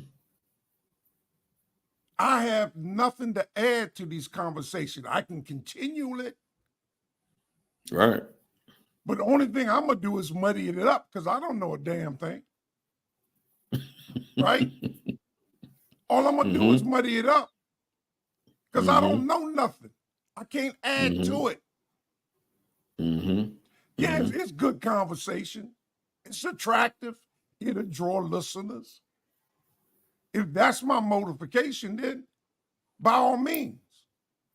Right. But what good is that going to serve me when it's my time to confront the Lord? What good is it going to do me? And I'm not trying to act, you know, like it's all entertainment for me, man. And that's the only value it has. It gives me a laugh. My man, Cat Williams, Money Mike, I've been laughing all week at it, man. Hey, man. Funny, man. Hey, man, I was just saying yesterday, I get it, you know, but, you know, only a fool tells everything that's on his mind, man. And the scripture tells us that, right? Only a fool tells everything that's on his mind. And I get it, unless there's somebody that's in danger, unless you know specifically you got some of these pedophiles or predators out here that are preying on young folks and different things like that. Unless you're aware of that type of information, then it behooves you not to hold your peace. You should speak up. Right. But man, some of the stuff that's going on out here, man. I think Cat Williams, I think his only motivation is Charleston White. He thinks he could do better than Charleston White. Charleston White is getting millions of dollars doing this foolishness. Yeah. And I think Cat Williams wants to find his way in there some type of a way. Sometimes it's about popularity. It's about these names. They just so desperate to hold the name. I was reading the article the other day. You know, they were talking about what's my name? Ja Rule. Ja Rule arguing with people over the internet because he announces he got $100 million deal coming up, possibly $100 million deal. And so they with Ja Rule, man, ain't nobody coming to see you, Otis, and ain't nobody who's interested in what you doing. Hey, man, look, and he on there, oh, y'all just haters. So why are you announcing that you got a possible $100 million deal on the table? So they you looking ain't for clout. Nothing. Just clout. Exactly. Yeah, big clout. Just looking for clout, man. And oftentimes, bro, that's what you see in the moment. And so people ask me, Elder Yara, you probably should have had these many YouTube subscribers. I don't come on YouTube for that. I don't come on here for that. It's just recently, within the past year or so, the most I said, hey, listen, if you're going to be on there, listen, there's some things I want you to get my people to, because I see when my people are lacking. And then without me having just to pray to the Most High, I could just see where our people are failing. And I want to share in that conversation and that knowledge so where we can help uplift our people, our sisters, our brothers, our children, if nothing else. This is why I can have my brother KMT on here. We don't have to believe in the same thing. My brother Andrew the Great, he can come on here and we can have a discourse and conversation because we both have a heart to elevate the minds of our people and just to have conversation. So I can stand with my brother on that. Unlike some of these self-righteous guys you got out here, I don't have to argue against, if you want to be a Kemetic priest, you go right ahead, be a Kemetic priest. But if you want to talk about how we can educate our people and get our people out of poverty and get our people out of certain situations and have discourse and see, I don't mind. Listen, if you want to be a Kemetic priest, I don't mind my God up against your God. I don't mind doing that. But I ain't you see what I'm saying? But at the end, I'm just saying, but I get it. But at the end, not you, but at the end of the day, all I'm saying is where I can build with you, I will build with you. You see what I'm saying? And this is the mindset we have to get to. This is why we're even reading. I think Yasha brought this out even earlier. We saw Israelites in land of Canaan. They were living amongst other people. And I agree, Canaan was not a very rich place. And Joshua, as he's going into Canaan, he simply says, look, if y'all want to make war with us, let's go to war. If y'all want to leave, leave. You can live peaceably among us and with us, then you're welcome. That's what the scripture says in the book of Joshua. That's what he tells them. And some left, some went to war, and some stayed. Some stayed.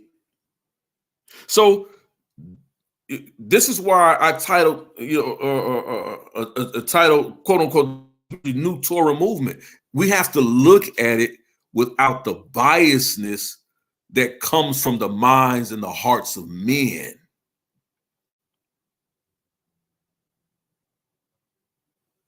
Right? That comes from the minds of the hearts of men.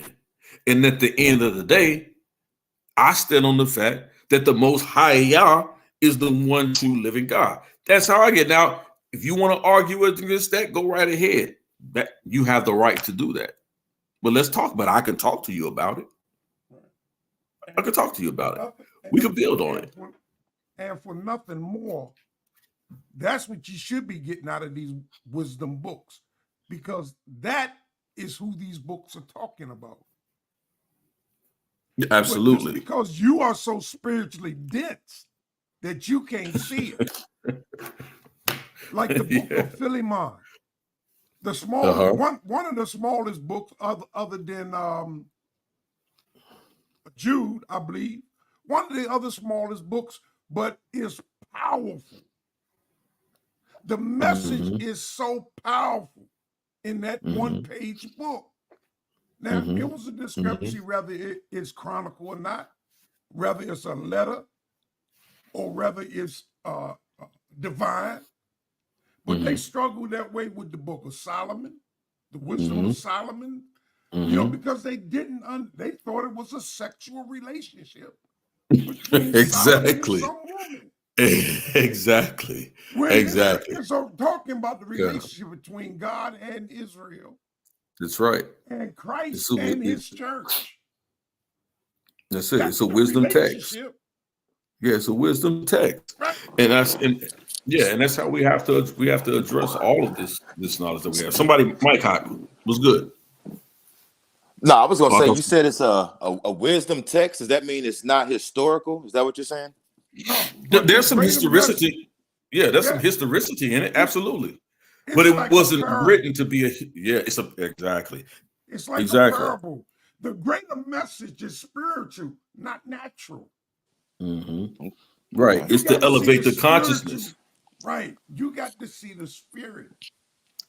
Because that's a real thing. Like other people don't look at that as spiritual. They look at it like it's history.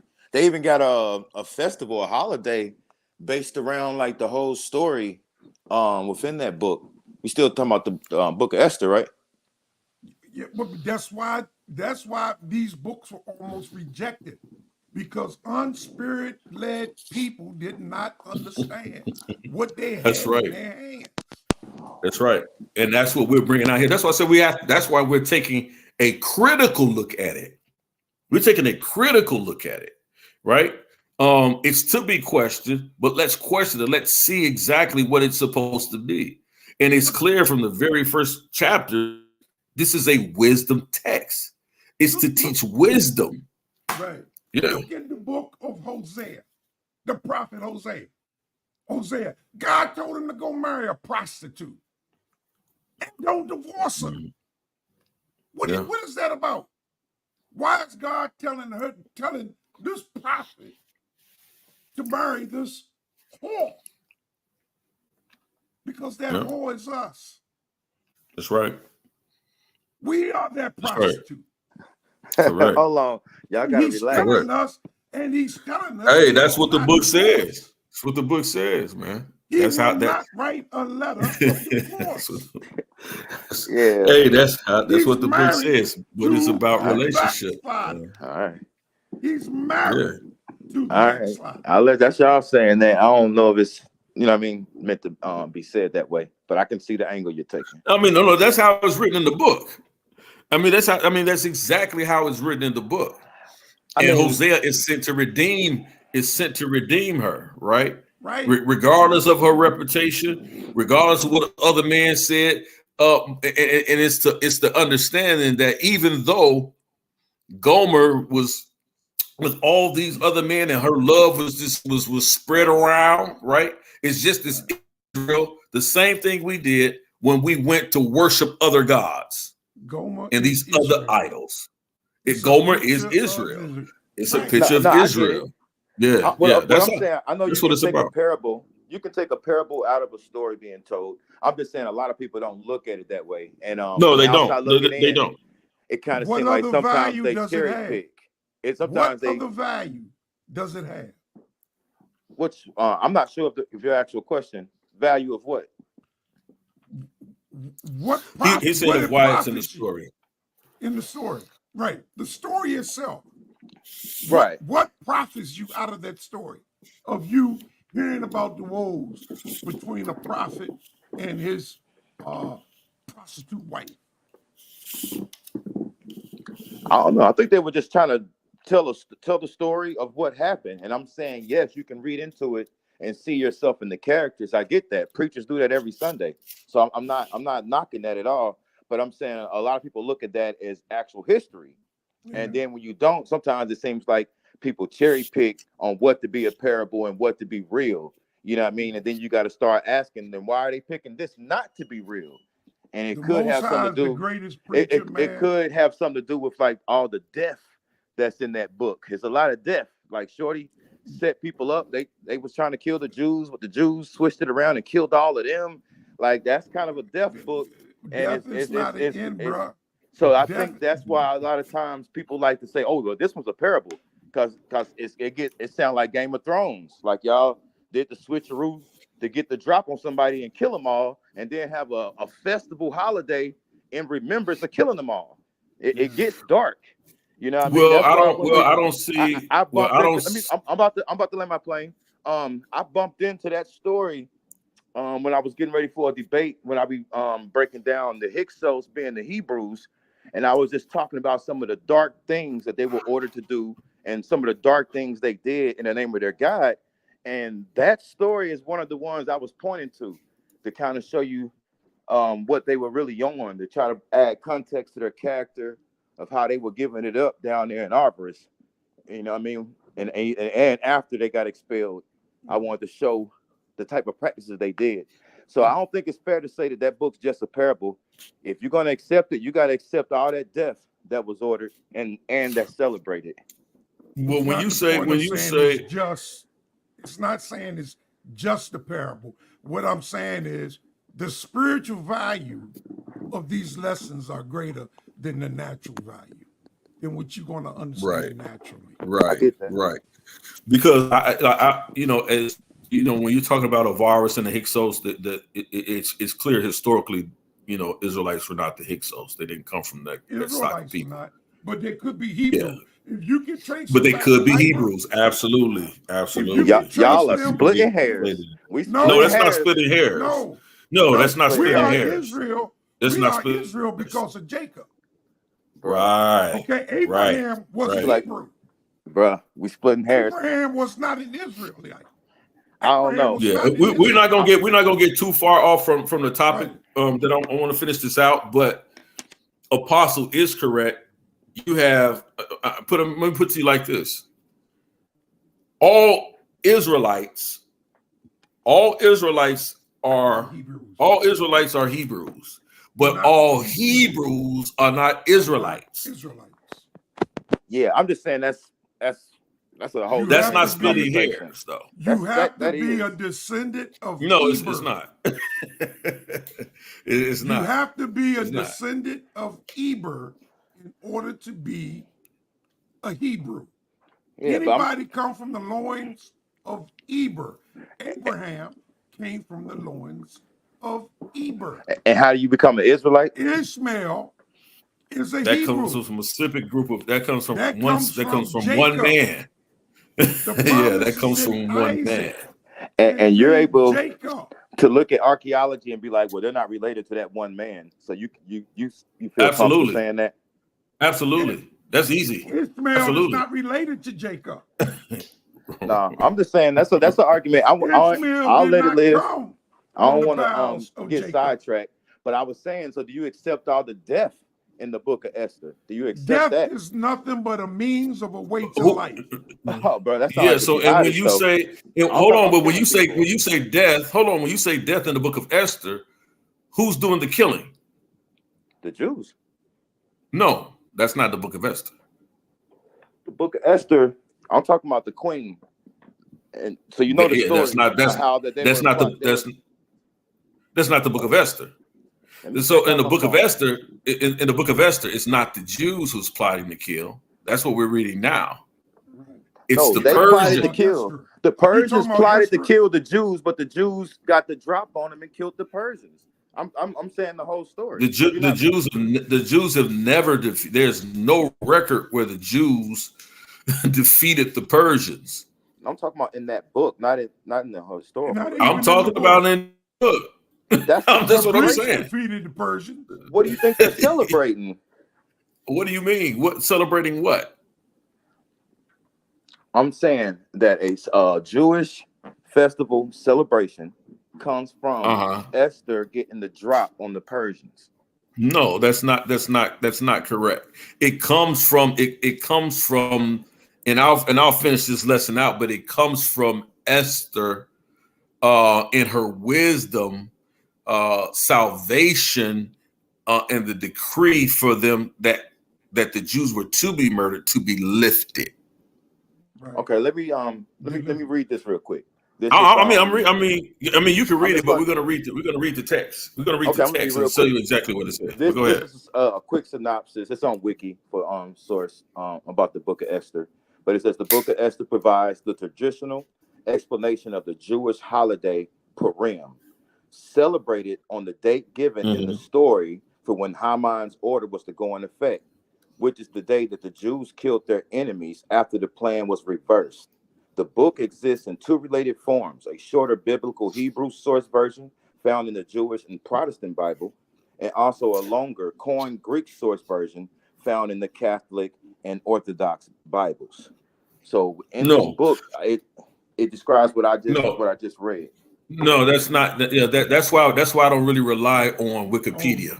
Because so when you actually go into the study of it, what happens is that the reversal comes in is that there's a decree made that says that these Jews who were picked out, as we just read in Esther chapter 3, who were picked out and being picked on to be murdered throughout the kingdom, that they can in fact have the right to stand up for themselves and to defend their property. So people were actually the Jews were a lower caste people. This is why one of the reasons why Mordecai told Esther to hide who she was.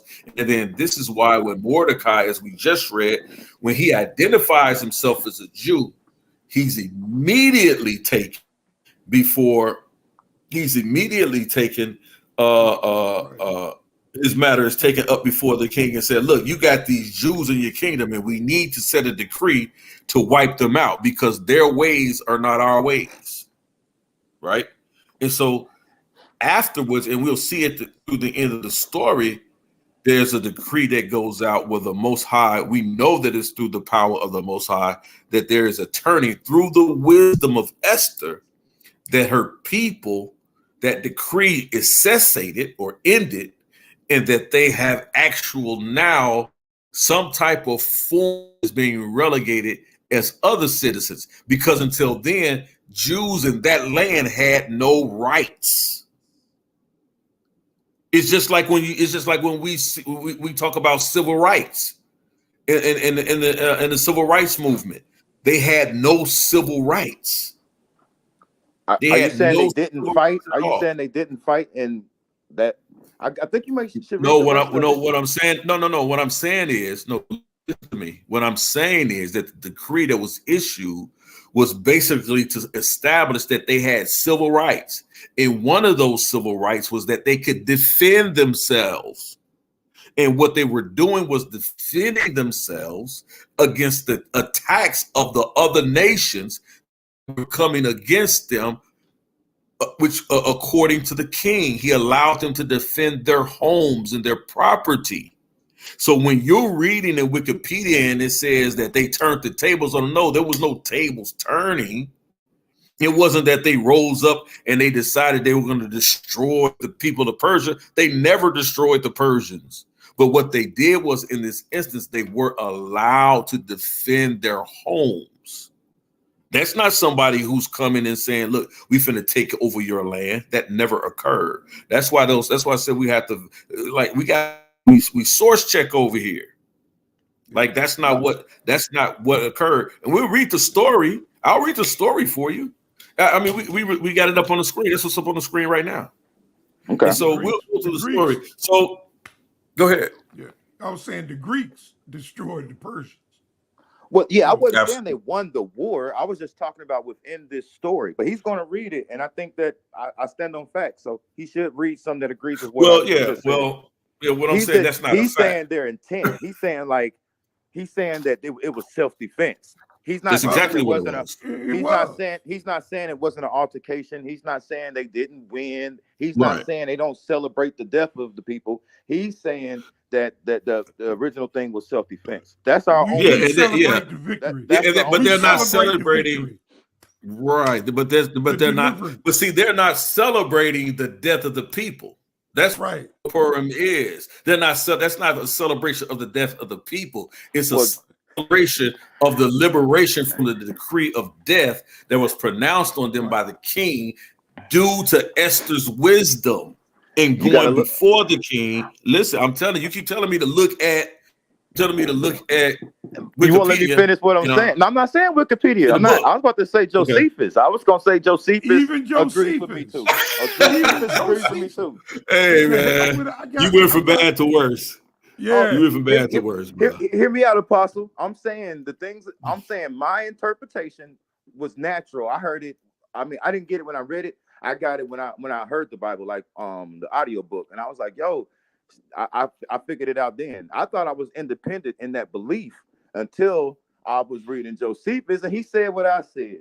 So that's why I feel like Josephus never really says what you say.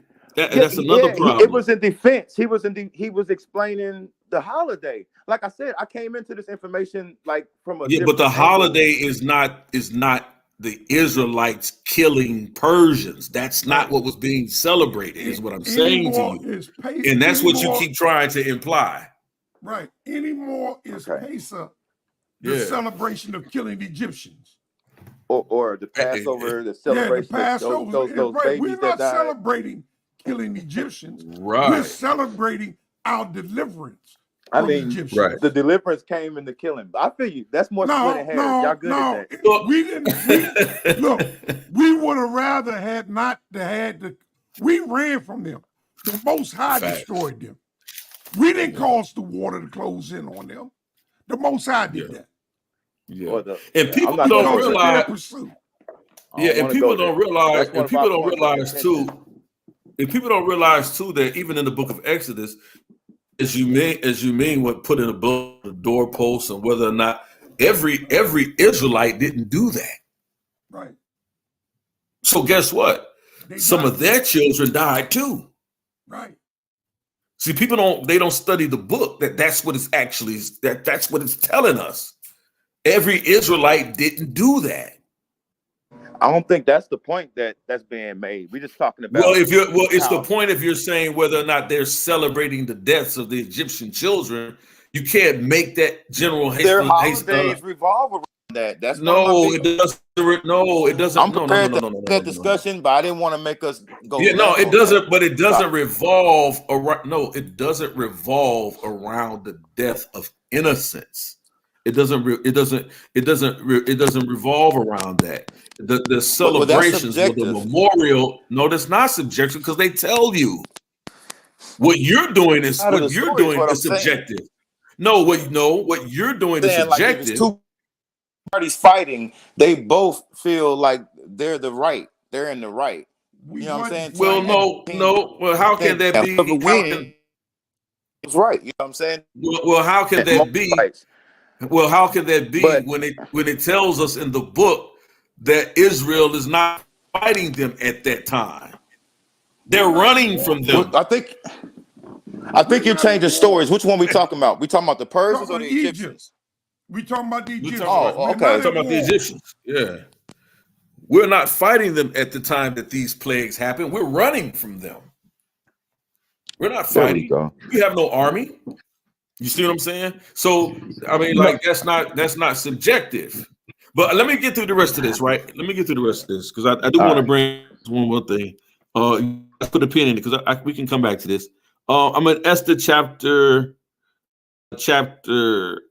3, verse 10. It says, "And the king took his ring from his hand and gave it unto Haman, the son of Hammedatha the Agagite, the Jews' enemy.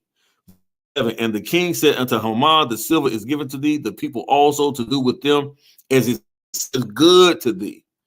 Verse 12, "Then were the king's scribes all on the 13th day of the first month, and there, according to all that Haman had commanded unto the king's lieutenants and to the governors, there were that were over every province, and to the rulers of every people of every province, according to the writing thereof, and to every people after their language, in the name of King Ahasuerus, was it written and sealed with the king's ring." Verse 13, "And the letters were sent by post into all the king's province to destroy, to kill, and to cause to perish all Jews, both young and old, little children and women.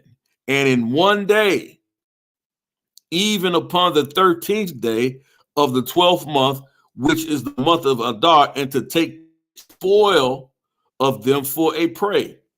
The copy of the writing for a commandment to be given in every province was published unto all people, that they should be ready against that day. The post went out, being hastened by the king's commandment, and the decree was given in Shushan the palace. And the king and Haman sat down to drink, but the city Shushan was perplexed." Let me go to the next chapter. Let me go to the next chapter so we can finish this out. And we'll get into it. I'm glad you brothers are on the panel today.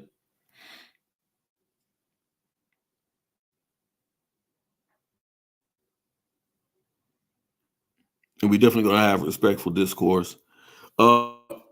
Esther chapter 4. It says, Esther learns of Haman's plot. When Mordecai perceived all that was done, Mordecai rent his clothes and put on sackcloth with ashes, and went out into the midst of the city, and cried with a loud and bitter cry, and came even before the king's gate. for none might enter into the king's gate clothed with sackcloth. And in every province, whatsoever the king's commandment and his decree came, there was a great mourning among the Jews, and fasting, and weeping, and wailing, and many lay in sackcloth and ashes. It says, so Esther maids, chapter 4, verse 4, it says, so Esther's maids and her chamberlains came and told it her. Then the queen exceedingly grieved, right?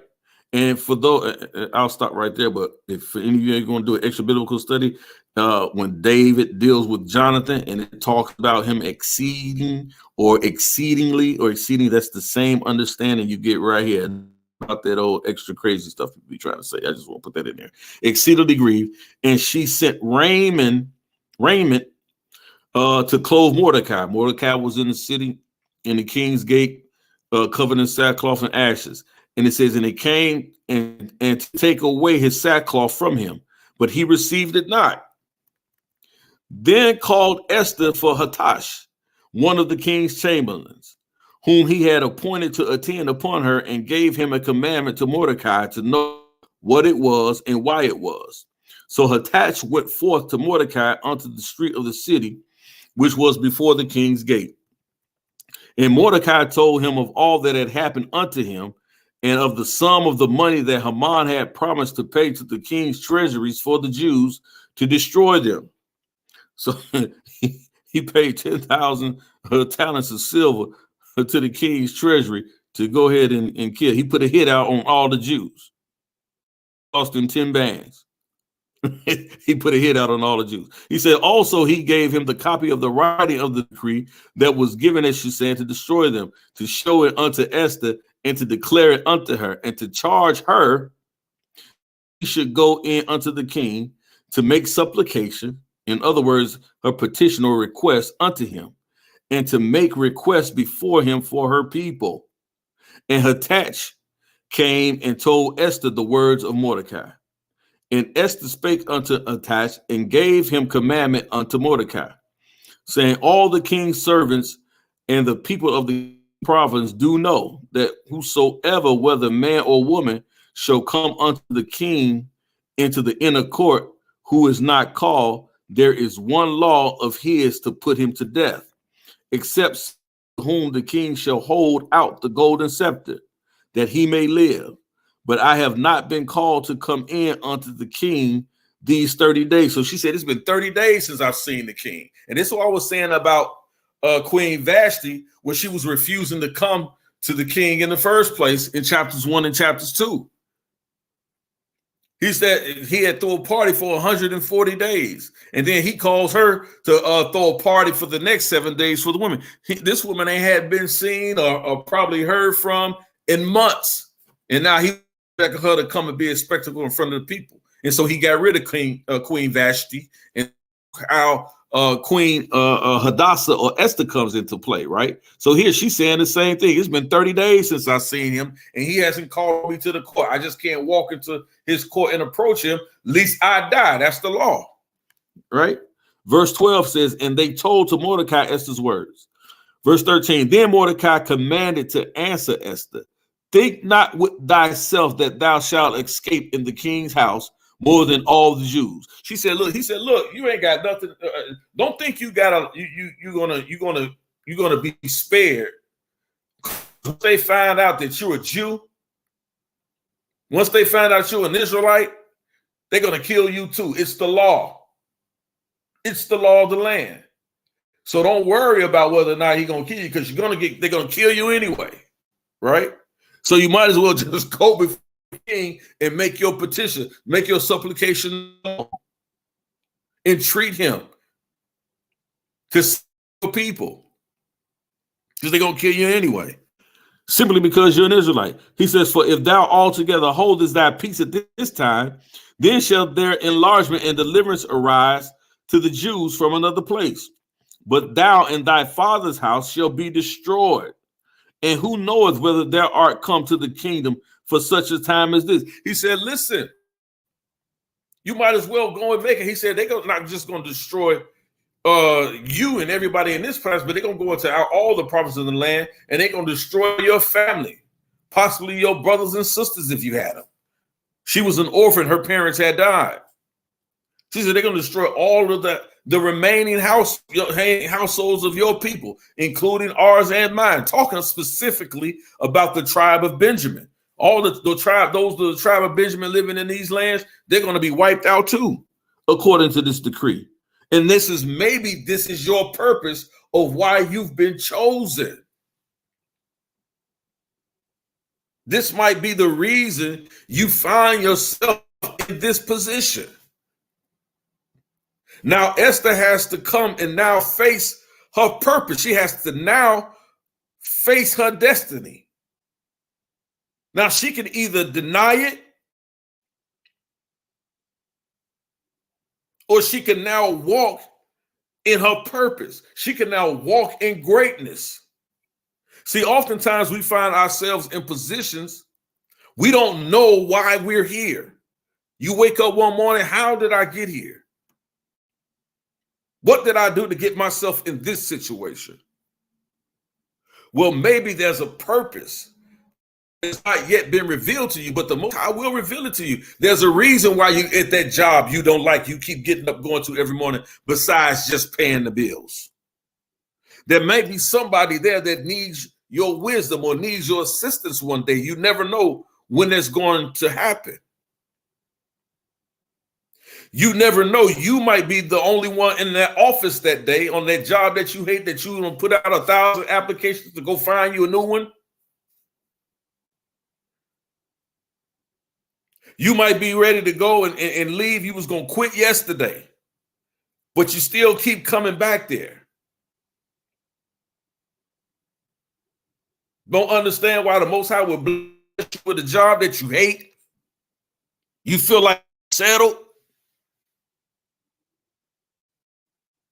But have you ever thought you could be the only person in that office that knows CPR or knows the Heimlich maneuver or something of that nature, something within you that has you in that place and at that time where you can save someone else's life, someone who can come on, who can live a little bit longer because you were in the right place at the right time, even if that's the place that you hated to be in?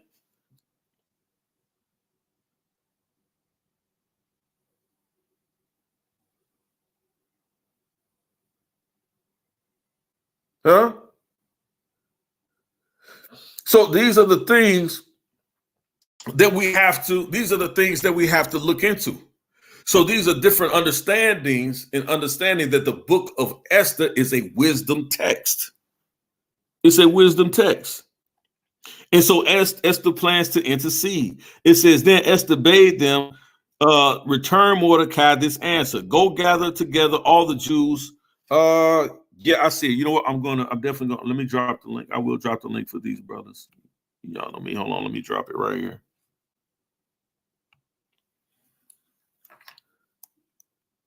Let me drop the link right here. I think it's in here. And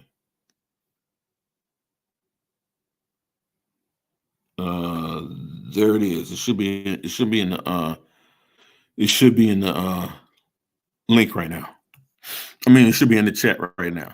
So let me finish reading this. Go gather all the Jews together that are present in Shushan, and fast ye for me, and neither eat nor drink 3 days, night or day.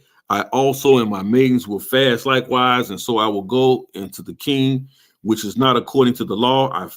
And if I perish, I perish. So Mordecai went his way and did according to all that Esther had commanded. All right, let me go to verse 5. I'm sorry, chapter 5.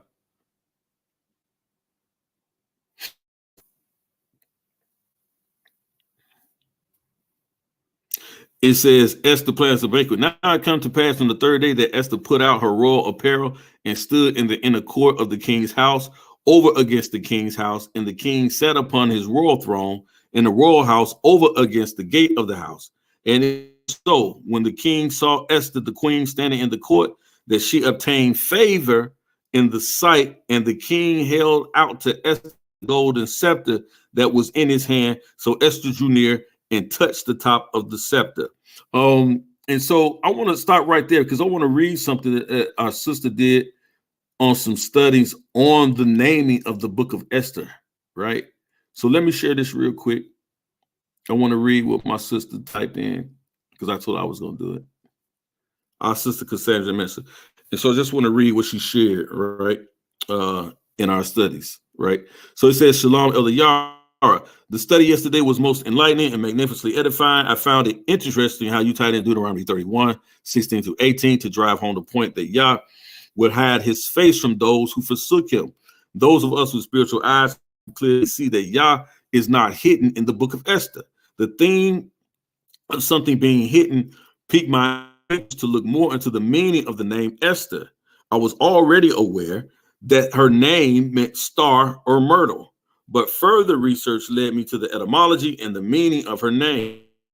Abbreviated explanation. The root word for star is sitar, and we went over that yesterday in the lesson, showing the etymology of her name. For the word star is sitar, which means to hide or conceal, which among its derivatives, sitar and sitra, both meaning hiding place, and mistar means hiding place. Therefore, the name Esther would mean I am a hiding place or I am hidden. And then she gives the source for that, abrampublication.com, the name of Esther in the Bible. And then she goes on and says, I just wanted to share that with you. Perhaps you were already well versed on this topic. This study was so profound, enlightening, and spiritually fulfilling. Yah's will, I would be ready for part 2. So here we are. So peace and blessings, man. All praise to the Most High for our sister Cassandra in the chat. Again, as I said, we try to just build on my study. This is no big I's and little U's over here. They're, not all chiefs and no Indians over here. I don't run this show or panel like that. So we try to open and honest discourse, but she's absolutely right.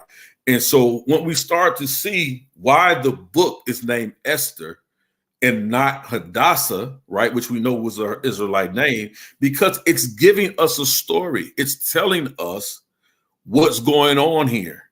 And when we don't, so when the brother was saying, well, I don't ascribe to the book of Esther because I don't see the name of the Most High here. What he talks about in Deuteronomy 31, what we brought out yesterday, he talks about hiding face, how he hides himself or conceals himself from those who are disobedient to him or those who are not with him, but he reveals himself through his wisdom and knowledge and understanding to those who will have an ear, right?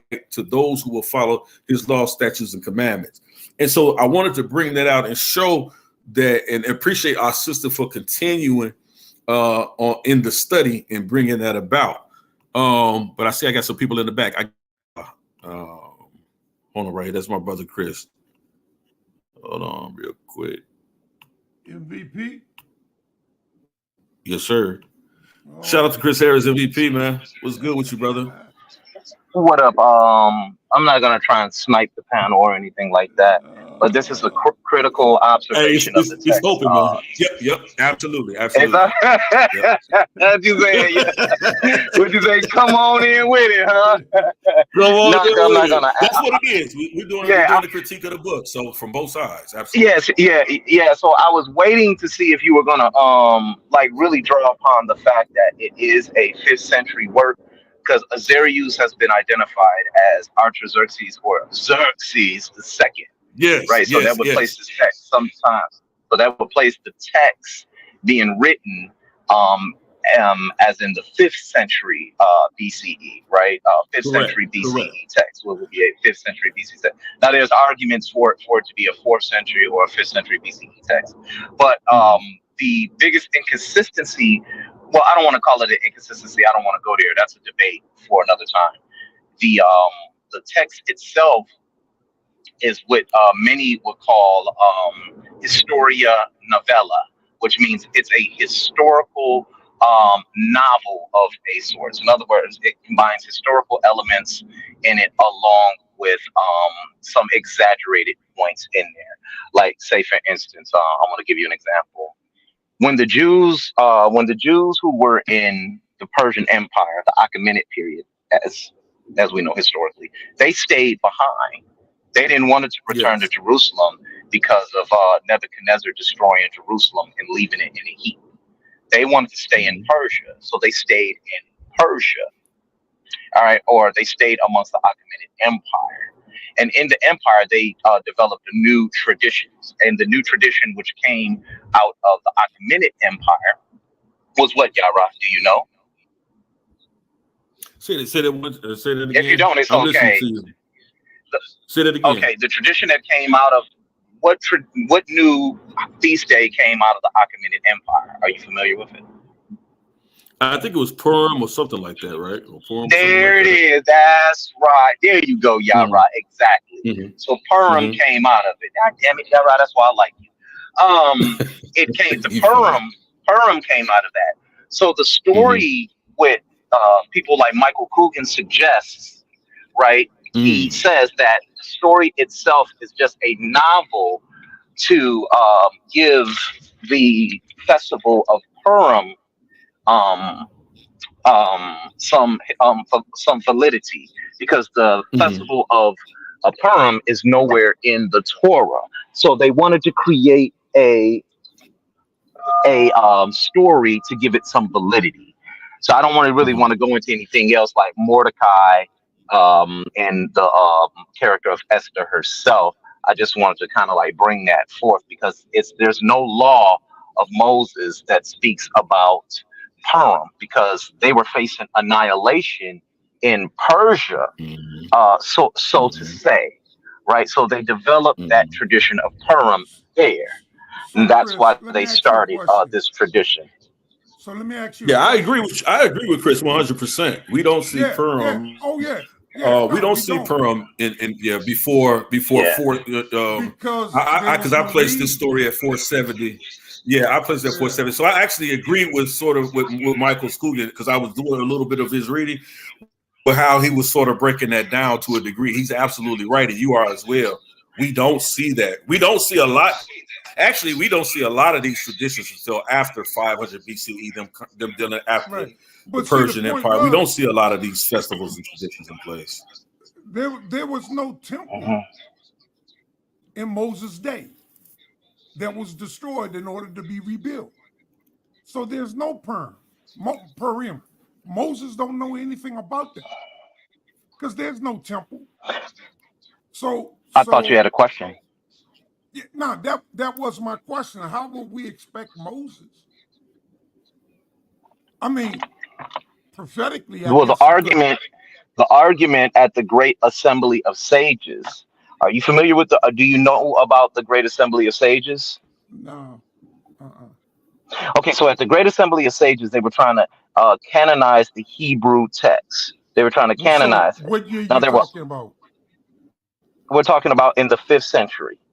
That's the 5th century So they BCE. were canonizing the Hebrew text in the fifth They were They trying to century. attempted to, yeah. canonize. Yeah, they attempted to, because then you have in the 3rd century CE, So you had what the what Septuagint book that was was put they canonizing? the Hebrew text, all of the books. So this is before uh the 70. Oh, way before. If it's BCE, it's way before 70 So AD. this is before the Pishna. This is before uh what's Oh, the you're talking other about the one? other those other translations. Yeah, yeah. You're talking about like the So this Peshitta, is before the Peshitta, even Peshitta, the Peshitta, Peshitta. Peshitta. This is before even the uh uh Yes. um yeah. So Okay. who is If doing? I can finish my point, hold on. Go ahead. Let me finish my I'm point not first, arguing with you. because I'm trying to I'm not. Yeah, I'm not it's not an arguing with you. argument. Right. I'm Yeah, it's trying to not an argument understand. at all. Yeah. Yeah. Okay. So Yeah. I know you made mention of the there was no temple during Moses' time, so therefore it would not um it would not be in there. But Yara made an excellent point when he was paralleling the Exodus story to the book of Esther. I had to agree with him on that. There was a tabernacle, but in the Mhm. Exodus story, they were facing elimination from the Egyptians, apparently, right? Now, in the book of Right. Esther, they were facing elimination under Mordecai. So, with the people in the Persian Achaemenid period, this is a part of the JDEP source material. They knew nothing about the story of Moses. All right, these the Jews that returned home who went back under the priests of Levi. They knew about Moses. They were being taught about Moses. But the people that stayed in or were learned under the Persian Empire, they knew nothing of Moses. So you had the great assembly of sages in the 5th century BCE when they were trying to correlate these things, because the people that were in Jerusalem or Judea, the priests of Judea, they were saying, no, we have the Passover for that. So that was the argument. That was one of the arguments that was being Yeah, presented I'm not before sure they if I, began to accept this into the. I'm not sure if I That was one follow of the. that, because when we went into If I Babylon, can finish respectfully, but go ahead, if I could just go ahead. finish. Thank you. So that was one of Yeah, the yeah. Let him arguments that was being let him get it out, Apostle. that was one of the arguments that was taking place at the great assembly here. It's like the Sabbath. We all know that comes out of Babylon. You see what I'm saying? The only other place that you see that only other place you see that is in the book of Genesis, right? On the seventh day Sabbath rest. But prior to that, it just in the Ten Commandments, it tells you remember the Sabbaths. It say remember the Sabbaths and keep them holy. The Shabbawoths and keep them holy. And those are referring to their high holy days. But the correct cultural context with that, it would be plural, not singular. So he was talking about the high holy days that Moses gave to the Israelites, not the seventh day. I just want to say that. Good job, Yara. That was an excellent parallel. I got to give you Yeah, that a was clap good. on that one. No pushback. All right, Yeah, all thank right. you. So let me push back on that just a little It's bit. all good. Appreciate you, man. Let me I Shout do out, push want appreciate back. I do I SFP, do man. want to argue with you, but I can't argue with you on this one. You gave a great parallel. It was actually a good lesson. I can't push back on it, but I did want to bring out Purim according to the Yeah, no Achaemenid doubt, no traditions, doubt. and the Passover. They were clashing over that. You know what I'm saying? That's all. So that was a good point. Yeah. Yeah, yeah. Totally agree, If I man. can push back, Appreciate if I can SFP. push back on that a little bit about the Sabbath. In Exodus 20, we talking about a Sabbath day. 6 days shall thou labor and do all thy work, but the seventh day is the Sabbath of the Lord thy God. So we're not talking about Sabbaths, plural, or Sabbath yom, many. We're talking about a singular day in Exodus 20, which is the Sabbath day. When we went into Babylon, even the second excursion, when Nebuchadnezzar went back and destroyed the second time the whole city of Jerusalem, because the first time he just took the people, he didn't destroy the city, but he went back and destroyed the city. Those people knew about Moses. So when Nebuchadnezzar or Belteshazzar was conquered by the Persians, Medo-Persians, they were the same people that came out of that slaughter of the Babylonians by the Persians. We still would have knew about Moses. So those that went back in Nehemiah's day and rebuilt the temple, they knew about Moses as well as those that remained in Persia and decided not to go back. They knew about Moses too.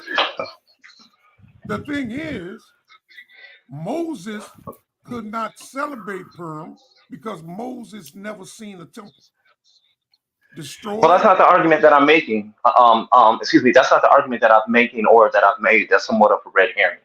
What you are reading, because you won't find a seventh day Sabbath nowhere in the book of Leviticus, which is considered a priestly text. What you're reading in the book of Exodus is considered a Elohist or Yahweh's text. These are two different time periods in which these stories are being put together. And this is why you never see the seventh day Sabbath anywhere in the book of Leviticus, which is a priestly text. And that's why when we talk about the priestly text, it differs and varies from that of the Deuteronistic text, the Yahweh's text, and the Elohist text. Anytime you start seeing those patriarchal narratives, you are dealing with a Yahweh's text. Okay. When you're dealing with the book of Deuteronomy, you are dealing with a, let me finish, because I'm only dealing with it from a You just interrupted me. You just interrupted me. Okay, thank you, Yara. Let's get a time out. But I appreciate you, Chris. I text you. Did you get it? I text you. Did you get it? Yeah. I got it. What I'll do is I'll go in tomorrow morning. I'll go in a little bit more on this, and you can come on the panel as always. I mean, that's very clever, man. The way you did that. I had to wait for him to get finished, but in my talk, he just cleverly interrupted me, and now he's gone. But you still listening. Yeah, it's good. Hold on, I see Yasha. You and Yasha can build on that. But I understand exactly what you're saying, Apostle. So go ahead and finish your thought. Chris has left the panel. Shout out to Chris Harris, MVP. Y'all like, share, subscribe to his channel. That clever thing, like he just did, that shift he did with Leviticus and Exodus. Leviticus is dealing with laws, social laws within the community. How we as Israelites deal with each other. See, that's what Leviticus is dealing with. It has we are not to lie, we can. The cults, the eating diet. But in Exodus, especially the first 4 commandments, is dealing with our relationship with the Most High God. The next 6 commandments are dealing with our relationship with one another socially. Starts off with the parents, how to respect your parents. And it ends with covetousness and murder, lying, how we ought not to do these things within the community and how we treat each other. That was very clever, Chris, but I'm too astute for that. And I'm not going to be shifted off the stone that I stand on, because there's only one foundation that I can build on, and that foundation is Christ, ultimately. Moses talked about a tabernacle. The tabernacle was with them. Wherever they went, the tabernacle was in there with them. Solomon built the temple. And then that temple was destroyed. And then it was rebuilt, and that temple was destroyed in 70 AD. So, I mean, we all this stuff about, no, it don't fly. Not at all. Apostle said it don't fly, not at all. So before anybody else comes to the mic, I see y'all come to the mic just real quick. I'm going to go through just this very brief presentation, so I can close this out, and then you guys can go in. But who came on the mic? Who just came on the mic right now? That was me. I was go ahead, bro. You got saying, something to say. Go ahead, yeah.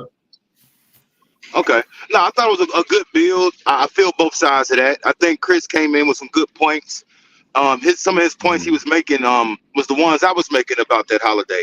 And it can be found in Josephus, because Josephus' goal in that part was to add validity to the holiday. They was trying to say like they making stuff up. So he wrote he wrote a piece in his book pretty much bigging up the festival.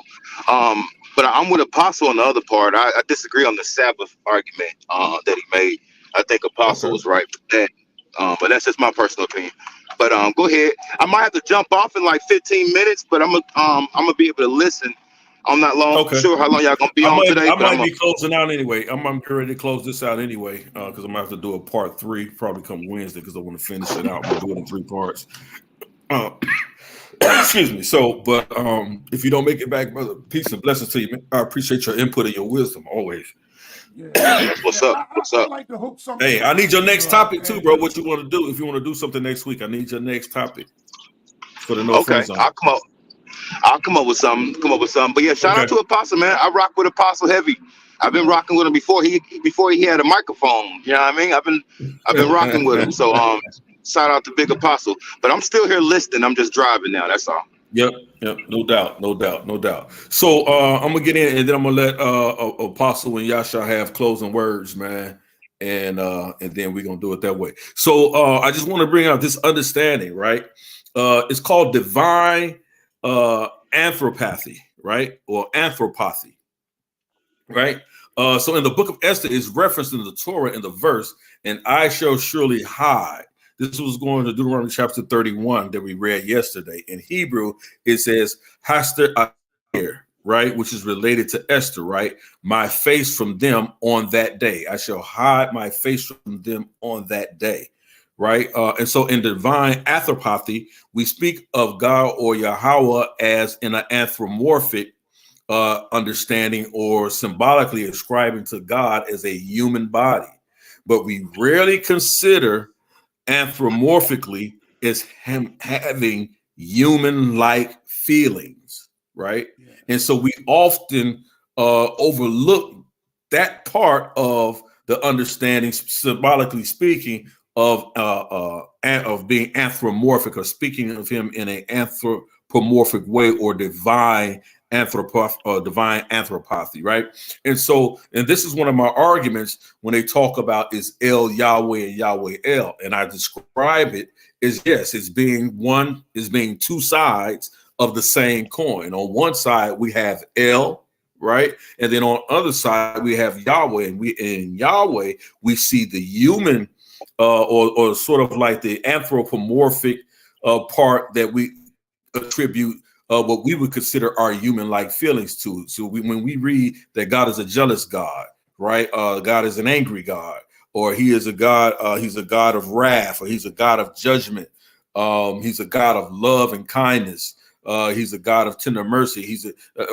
This is the other side of the anthropomorphic argument and the symbology of who God is. So on all of those characteristics and attributes are built into our understanding of Yahweh. And then on the other side, we have El, the Father, or the high God, right? The what I consider, and as Yasha talked about earlier, El as a misnomer for our term God, or the highest power, or the highest deity. In the ancient Kemetic tradition, that would have been Ta, or Ptah, Ptah, and there is some archaeological finds that they found in the area of in Canaan and Sinai, where you actually see alliterations to a Ptah El. Uh-oh. Don't do that now. Don't do that. Hey, don't make me do it. Don't make me do it. I'm saving that for Dodge, but don't make me do it. So that's why I say, hey, I'm locked and loaded. So when I show that this L is simply a misnomer that simply means God, this is all that I'm saying that you see in the scripture, in the biblical narrative. So it's not speaking of a Canaanite deity El, but simply it's given as a title for a misnomer, just as we use the term God. It was always used in that way to mean that. Absolutely, go ahead. Okay, yes. Now when you do a lot of this stuff, when you look in like lexicons and dictionaries, like Hebrew English dictionaries and stuff, you have to understand what I was trying to tell y'all, was it yesterday, about interloping and interpolating. When we deal with linguistics, some of these things that like, say for instance, God, there's no word in Hebrew that translates to the idea that we know today as God, period. Facts. Just period. So really, truthfully, El and Yahweh do not mean God. What really it means, you're dealing with like El, you're dealing with might. Yahweh, you're dealing with existence. When you're dealing with El, you're dealing with might, strength, power, right? Like, remember I was telling y'all earlier about how when you want to deal with this on a linguistic level, when we talking about El, right? El, might, strength, power, right? Eli is my strength, right? Elik is your strength. Not Elik, Elohik is your strength. Masculine, Elohika, your strength. Again, right? Your power. feminine, right? We talk about individual might, strength, power that we have collectively in our unification. This is something we don't understand in the Shema. When we say, "Hear, O Israel, our Lord is one." Shema, O Yisrael, Shema Yisrael, Yahweh Eloheinu, Yahweh Ahad. Basically, "Hear, O Israel, your power and your strength is basically combined in your unity." It has nothing to do with this idea of Odinite, pagan infused God. We're dealing with might, people's might, strength, and power. When I don't say my God don't allow me to eat pork. I say Eli, my power, my strength, right, will not allow me to eat pork. We talk about the strength of a nation. This is the reason why the Europeans have created laws against black people congregating together. It was a time, man, when I was growing up, if 3 or 4 people were standing together, the police would come and break y'all up, bro. That's right. They didn't want y'all coming together. And it's a time if it'll break this YouTube and this social media, because you boys come together and showed y'all ASSs out here about y'all being Israel. They gotta bust this stuff up. Your strength, your power, your unity. See, we're dealing with Yahweh, right? I tell you, it comes from the Hayah verb, which is meaning to exist. It's the to be verb. Exist. That is that be. I am, right? I am that I am. Right, but I am is okay. Ahaya, ashahaya. Right, when you're dealing with the to be verb in all languages, like the sa verb in Spanish, the to be word, it means is, it means was, it means will be, it means am. Right? Right? I was, I am, I will be, right? So, okay, so it was, is, it all in the conjugation. So when you conjugate the name of Yahweh, it conjugates as he that exists and continues to exist. He, Yah. You got the Yah in Canaanite, right? But when you get to the Hayah part, then it turns to Kun. You see what I'm saying? It's something like a Yakun or something, not like Yahweh, right? So there is no Yahoo in Canaanite languages.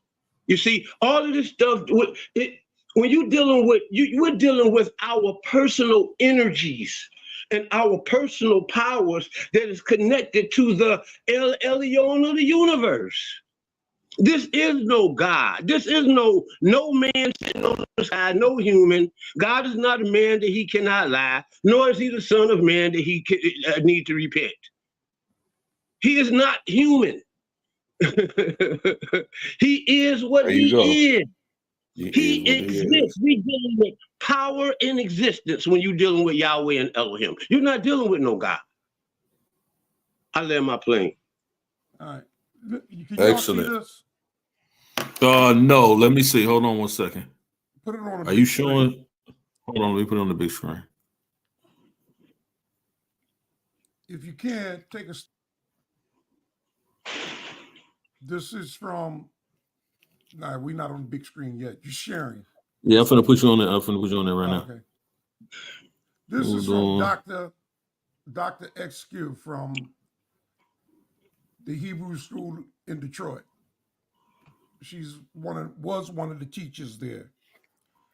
This is the 22 letters. Right here is 20 letters. Can you tell me what letters are missing from this paleo chart?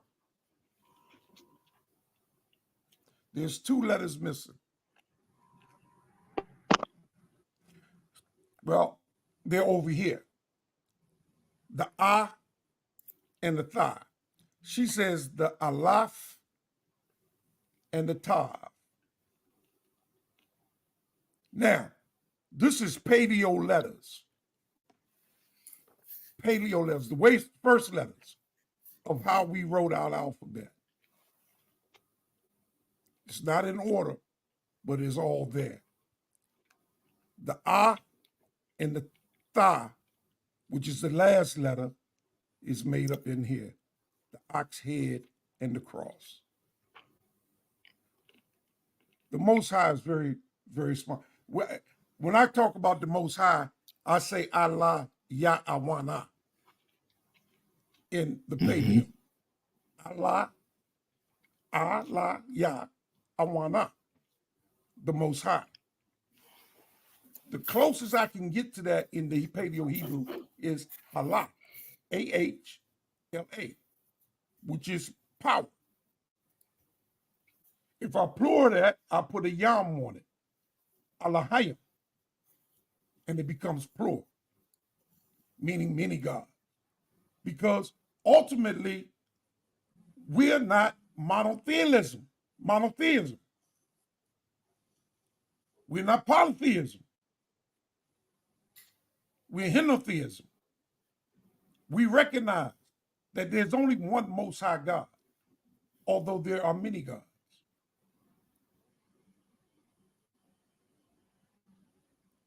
So in here, these letters,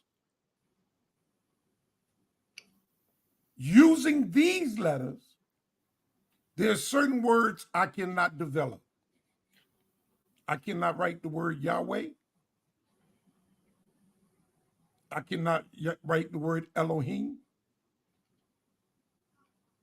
I can't write the word Jehovah. Because there's certain letters that just don't exist. And if the letter don't exist, there's words I can't pronounce.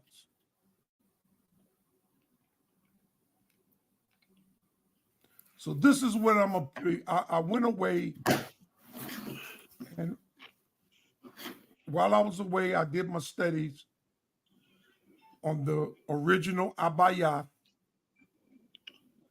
and this is what I'm coming back with on my show, teaching from the foundation of what they might call the Lashawan Kadash. I don't call that, although the word Lashawan just means tongue or language. Kadash means holy. Apostle, can I ask you a question? Yeah. So on your chart, when we're looking at those pictographs, right? Right. Do we see what some would call, or the Greeks would call, the tetragrammaton, or can we make out the tetragrammaton? Do I see a yod? I'm talking about the pictographs. Do I see a yod on there? Yeah. Uh-huh. Do I see a hey? Yo. Hey, right? Do I see a wa or vav or wa? Wa.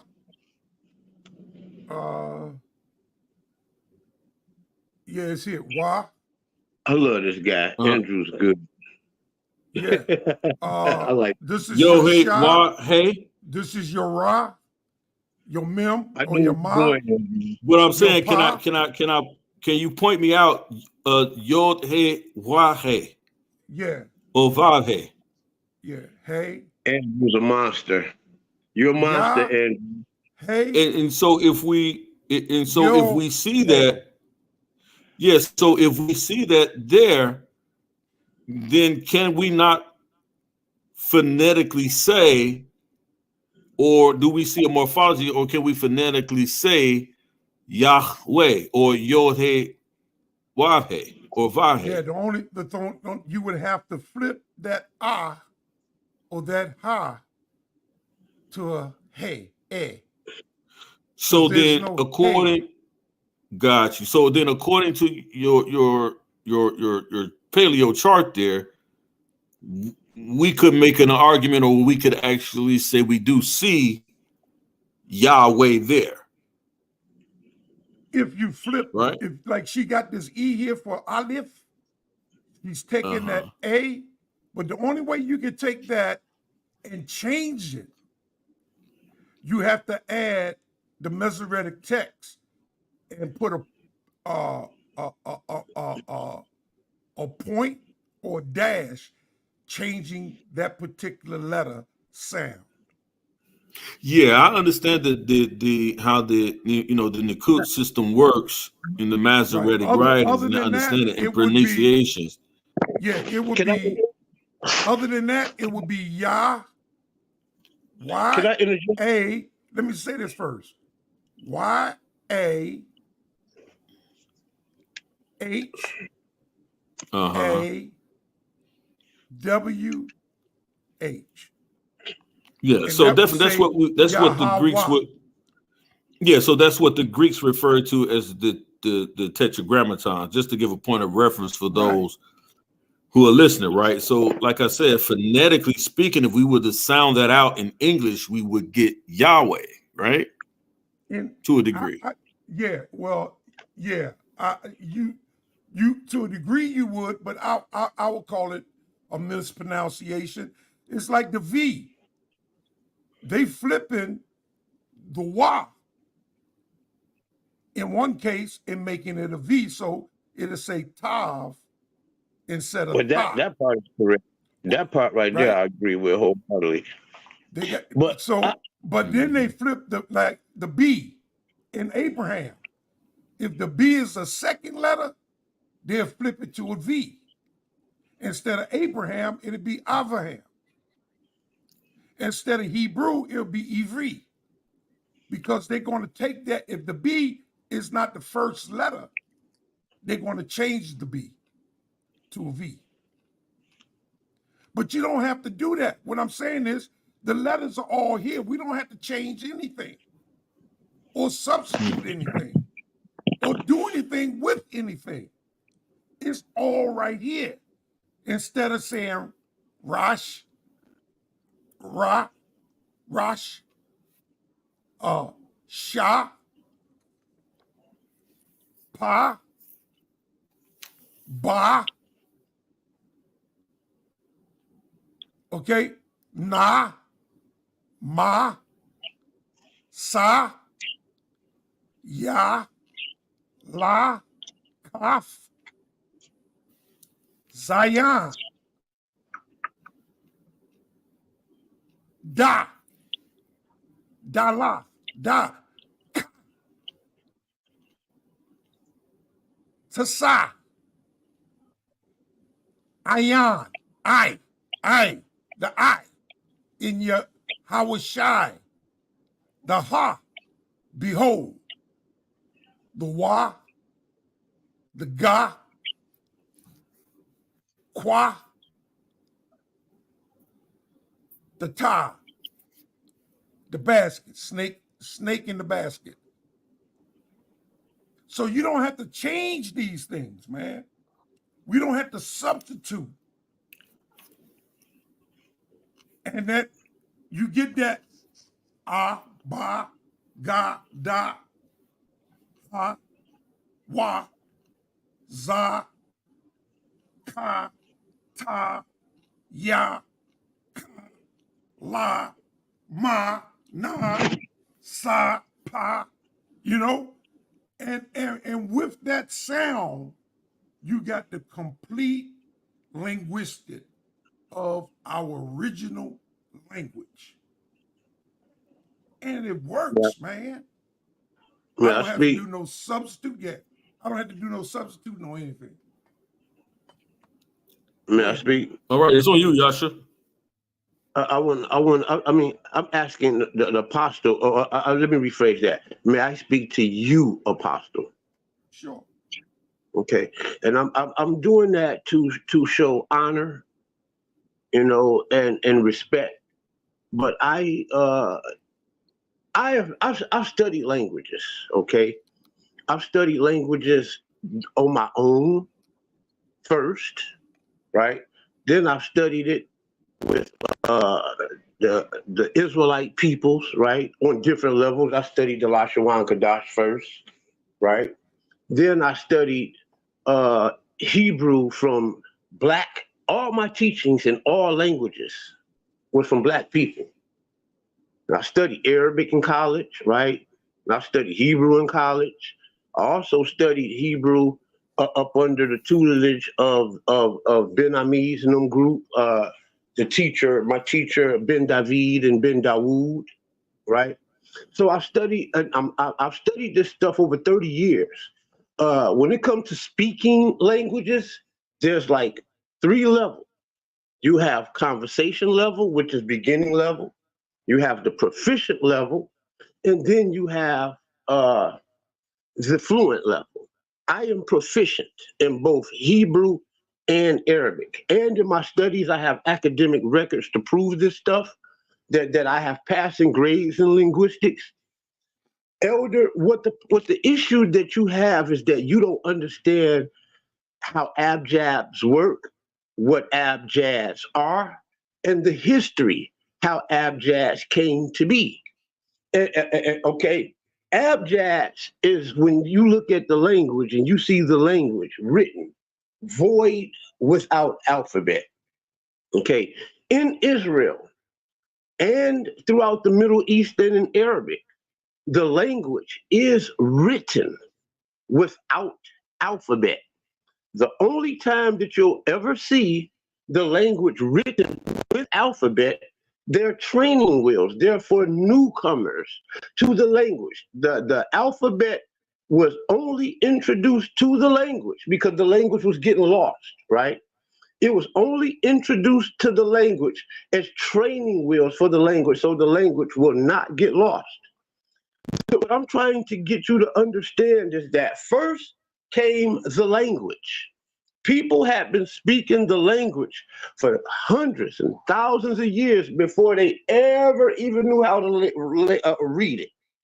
So first, you have to have a basic understanding of the language, meaning that you should be able to speak it before you should ever be able to know how to write it, just like a baby does. A baby learns how to speak it way before he ever learns how to write. And that's how languages was introduced to this world. We all learned how to speak these languages. We knew and was accustomed to the language by speaking, talking, and understanding, not reading first. Okay. And then you went to school, and when alphabet was introduced, people already knew the language. So in abjads, when you use abjads in Arabic, there's no alphabets in there, but there's no vowels written in the when you read this stuff, but there's vowels in the language. Okay, nothing different. Nothing. This is pretty much like you writing a sentence in English and taking the vowels out. If you know the language, you can read that sentence. You understand? And that's how it works. It doesn't work the other way around. It doesn't work upon the way the language is written produces the rules to the language. It doesn't work that way.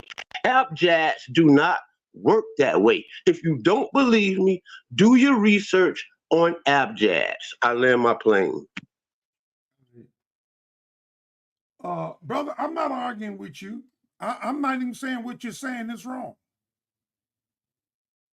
I disagree with what you're saying. But I didn't even come in with that. Just like you came in teaching what you was teaching, I came in teaching what I was teaching. The difference is there's more so an attack coming from you. I didn't even mention you, nor what you said. But every time, I remember the guy coming on JJ's channel that's over there, and he was an elder, and he said, "You're talking that white boy shit. They get this shit." And that's what that elder said. Okay? Now, you just made a comment about alphabet. I agree with vowel. But there is no language without, I understand the words are spoken before the alphabet is created.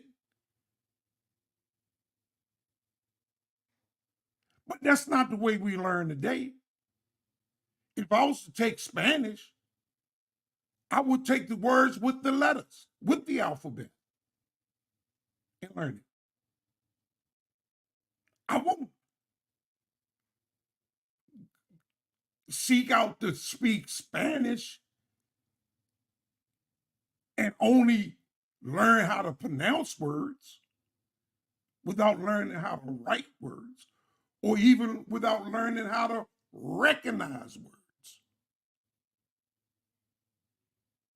The problem is, in this country, we got a lot of English people speaking the English language and don't know how it's used properly. But they speak it. But they don't know a consonant from a vowel to a consonant. A preposition to a noun, from a noun to an adjective. And I hate to say it, I fell in that category of speaking the language of English fluently, but not understanding it properly. So if you was to ask me, do I speak proper English? I would say, hell no. And this is my first language.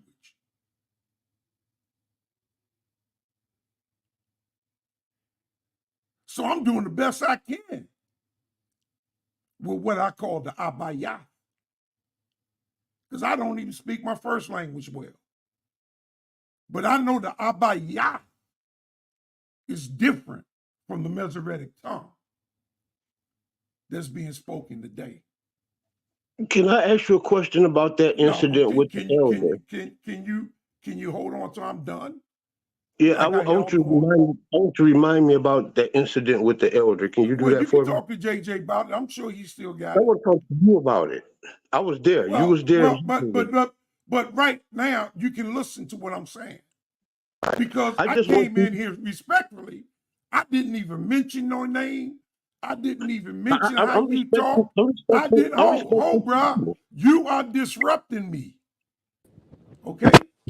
And I am your elder. Hey, we can work it out. Y'all go ahead. Y'all having a good But deal. just be respectful. I didn't disrespect you. You right now cutting me off. Hold on 1 second. Hold on 1 second. We can't. No one can hear. No one can understand. You're cutting me off. Both you guys. No one can understand both you guys. Right. While we talking over each other. So it's my go time finish your thought. Finish your thought, Apostle, and then jump in. Yash. Yeah. Thank you, man. So I mean, I'm not here to question you or say how you speak. I didn't even say what Elder Yhwh was wrong. I disagree with the words El, Yahweh. Because when I look those words up and when I get to the bottom, it all comes out Baal. So that's in my opinion. But that's just an opinion. I don't use those words. Ezekiel 39 and 9 and 8. The Most High said he's upset with folk calling him by these foul names that he did not share with us. So, no, I'm not coming in here, man, pointing out how you're wrong. If what you're doing works for you, that's fine. I have no taste for the Masoretic tongue or the Metrionis Lectionis. I just have no taste for it. That's all. I want to know what my people spoke back in the day, and I like to bring that back to life. So that's where I'm at. May I speak now? Respectfully. Yeah, it's on you. Go ahead. Yes. It wasn't Yhwh that talked about the L, right? It was me who said L, which is power, might, strength. Then I said L-E, my power, right? Might and strength. I said Elohik, your might, power, strength. Elohika, your might, power, strength. Masculine and feminine, right? Eloheinu, our might, power, and strength. And I said that to more so convey a message, not how the language sound or anything. And every time that I do this, and me and you are on the show together, I made a correction. It wasn't y'all, right? It was me, right? And every time that I go into linguistics, you feel your need to come behind me to undo what I've done. Okay. You do this every time. We got it on. So I got it on. I'll make a whole video about it. We got it like 5 or 6 times you doing this.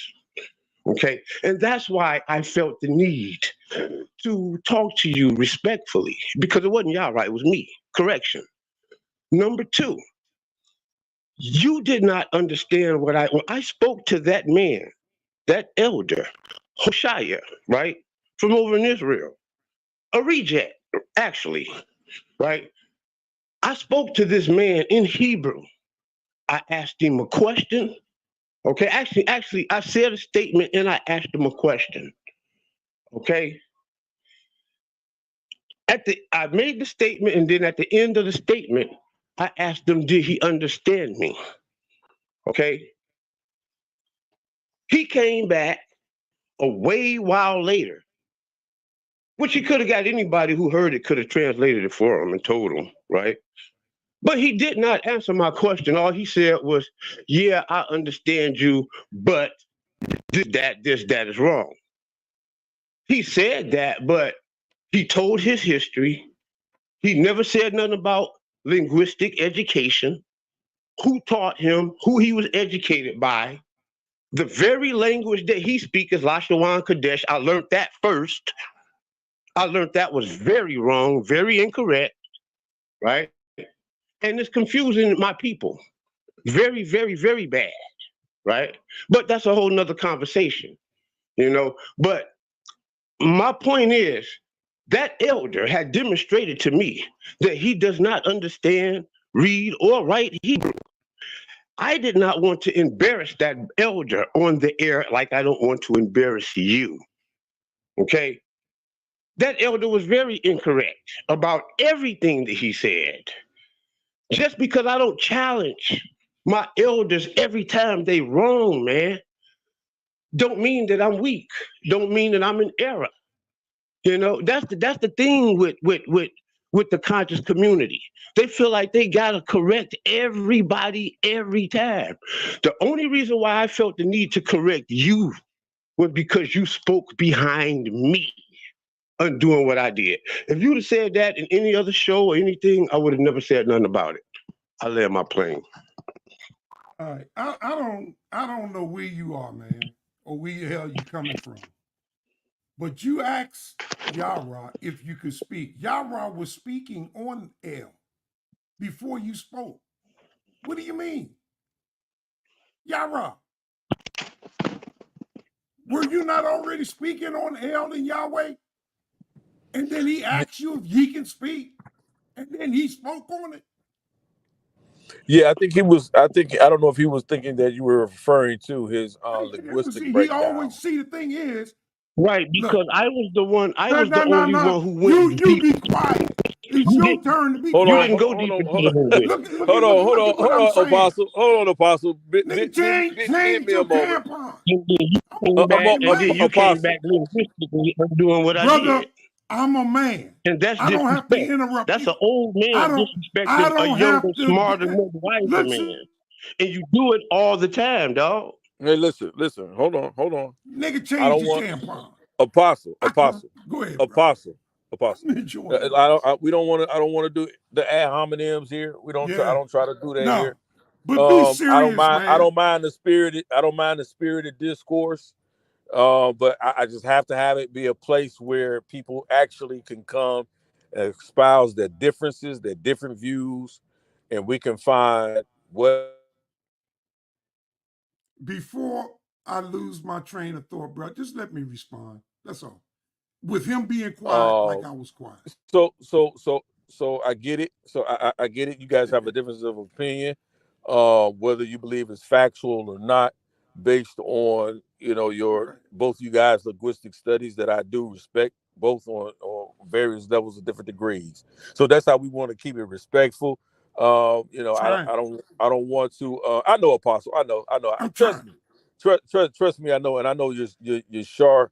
I mean, Yasha, Shalaki, forgive me, brother. I know Yasha, uh, is an intellectual. I know he studied for years. We studied under and along with some of the same teachers in the community. So I appreciate his perspective as well as yours, Apostle. So I just want us to be able to build. Maybe we can come back and we can have a knockdown, drag out, over the language, in regards to, I don't want that, what bro. language we should be speaking. And I'll let you go in, Apostle. If you want to come on and present and then have brothers come on and we can do something like that. I don't have a problem with that. But I Yeah, just want to keep this at a certain, keep a certain right. atmosphere. When people Right come now, over I here, just want to they're going to close out. expect I don't something. want to have no But contention go with ahead, this, brother. go ahead, close out, and then I'm gonna Yeah, let my brother Yasha close out, and then I'm gonna close this thing down, man. We've been on like for a while, bro. yeah, yeah. But go ahead. Like I I say, appreciate you. I appreciate you, Pastor. right. You go back and you rewatch what it took place. I mean, any. You don't even have to be super intelligent. I purposely walked the fine line. I wasn't even hinting at nothing. I disagree with Yahweh as well as I disagree with Yasha. But I didn't feel like I had to attack. Everybody have an opinion. I shared mine, you know? But I don't get hurt because of what people say and do about me. Because I got all the confidence I need in myself and my understanding. And Brother Yasha can teach me a thing or two. I just caught him out there a couple of times. That's all. There you Caught go. him I out there a appreciate. couple of times and I corrected him. appreciate you, Apostle. Yep, I appreciate you, man, for coming on. You always welcome on this platform, brother. I appreciate your knowledge and wisdom, man, and always look to build with you, Apostle. So definitely don't feel like this is not a place you're not welcome. You're always welcome here. And so uh, we're gonna keep it on. It's on you, Yasha. Appreciate you, Apostle. And I just want to say, hey, I love, man, what you're doing over here. I want to say I especially love Apostle. Apostle don't understand. I kill a brick for him. You don't Right, understand no that. doubt. And I'm crazy about Apostle. You understand? And don't mistake for 1 minute just because I disagree vehemently with you that I don't love you, brother. I love you and I'm crazy about you, brother. I don't hate you. I So why just you hurt, man? disagree. So You what's know what all I'm the saying? hurt I don't coming from, ever brother? want what I I don't Hey, want. let communicate he with close. He you. closing out. He closing out, Apostle. He closing We out. communicate Y'all go No, without ahead. I just expressing don't the want. hurt. I don't You want can't do my that, brother. disagreement. But I I'm don't want my gone, man. disagreements to be conflated as hate or Brother, your dislike. disagreement, man, you hurt. You're hurt. I'm not. How am And I that's all hurt? right. From every time, the two debates we had, you're hurt. How am I I hurt? hurt you with the Man, I've never debates. lost. I've never. I hurt you in You every can't produce a conversation. debate. You So can't I'm produce sorry. no debate where nobody beat me, brother. Nobody. Yeah. You can't do Oh, yeah. that. I Hey, like Yeah. to see so you Right. do that. I like to Right. hey, see you brothers. do having it All with right, me. I like brothers. to see Y'all you be do that. good. Man, be Hey, I good, You appreciate brothers. you. can't produce a debate where nobody beat me. Much respect, Apostle. Much respect But to I you, love you, Yasha. Yeah. brother. Yeah. The old Hey, man that's how still we got a ended, man, jab. with brotherly love, man. I The Hey, appreciate that, old I man. love man you, still brother. got a Hey, And and jab. this is why I look. I kill Yes, a sir. brick for you. Yeah. And this is why I Okay. look to my elders, man. Yes, We sir. definitely have to we definitely gotta always end, man. At the end of the day with this discourse, we look to end on a note of brotherly love, man. So I really appreciate these two powerful brothers espousing that. Sister Cassandra, definitely part three, we're gonna make the conclusion on this topic of Esther on Wednesday, this coming Wednesday. So this will be part three. So this will be part three. We'll finish out the conclusion. I'll get to some other things. I appreciate you, Cassandra, for your contribution to the lesson today. It was fantastic, as well as my brother Yasha, as well as Andrew the student, as well as Chris Harris MVP. Shout out to Chris Harris MVP for his contribution on the platform today, as well as Apostle Zaquan. I appreciate you guys' contribution, and for those of you in the chat. I appreciate your contribution, Professor Lovely Lady, True Light. I see you in the building. Thank you for being with us. my brother. I'm gonna get your name right, brother Mark Smith. Mark Smith, if you're available on Wednesday, I'm going to be going in probably maybe around 12 or so, maybe around 11 or 12 or so. I saw what you was dropping in the chat, man, on Esther. You definitely welcome onto the panel to come on and give us your understanding on this well. But we're going to be coming to a conclusion on this 3-part lesson. FS Drathio, always, I appreciate your support, brother, and your knowledge as well. I see you in the building. Appreciate you. Thank you for that as well. My brother. Who else we have in the building today, man? I really appreciate it. Always Afro-Asiatic. What can be said about the brother, man? What can be said about the brother? Afro-Asiatic, man, he's definitely in my eyes, one of the pillars of knowledge in this community, man. This new burgeoning community that I see that's coming up and that's on the rise. We definitely need that. People come with solid scholarship and understanding from various backgrounds. It's always beautiful, man, to see that. Again, Professor Lovely Lady, as always, you're fantastic. I thank you as well. Who else did I see in here? Salaya Binyah, appreciate you as well in the building. Thank you so much. Appreciate you as well. Who else was that? My brother, Yhwh, Dawid Ben Yokanah. Appreciate you in the building. Most definitely. Love to get you on the panel one day. Whenever you're ready. I appreciate you, man. I appreciate you, no doubt. No doubt. I appreciate it. Um, oh man, absolutely, man. And that's one of the reasons. And I want to say that, man, he let me know, man, that his moms and his wife listen to the program often, and I'm glad that because that helps me shape and mold how I even develop my presentations and my lessons, and how I present that to the people, so that all families, everyone in the family, can take a listen to and not be offended by the language that sometimes when we get into spirited arguments and conversations and debates on these channels, we can find ourselves being taken in by that. But I try to Hey, keep this panel a clean I, panel. I said I said a so-called curse word the other day, and I think I got more attack on the Hebrew than I did the curse word. Hey man, listen, I'm saying like we have to be able to make it palatable, not taken away from our information or the ground that we stand on, but at least making it palatable or suitable for the ears. And I get that as well. You know what I'm saying? So I really appreciate that. So well that encourages me every time he puts that in the chat that his mom and his wife are listening. That encourages me as well to do even more, or to even bring more, even more integrity, at least to our listeners, as we're trying to build this channel and make it a safe place to listen and to learn. So I really do appreciate that. I saw a lot of other people in the building as well.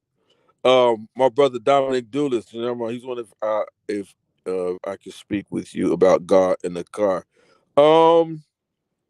Yeah, I don't know if you wanted to get on the panel right now. If you wanted to come on the panel and do it.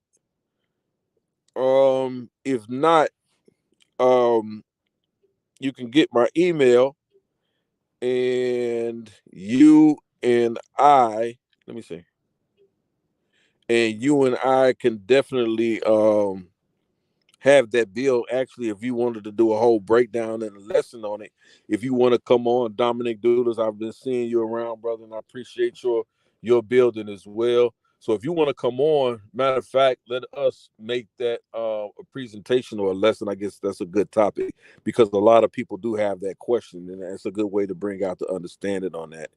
I'm gonna drop the link for them real quick. I'll do that. My brother, where did he go? My brother KOT. Hey man, I gotta call you or call me. Let me know when you're available, bro, so we can get back, bro. People always they keep asking about you, fam. So let me do this. Let me see if I can do this.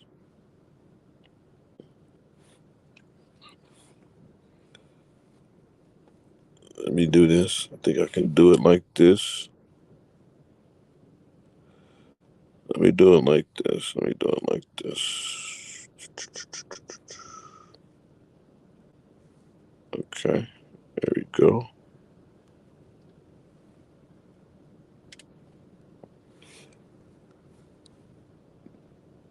There's the link in the chat from our brother Dominic.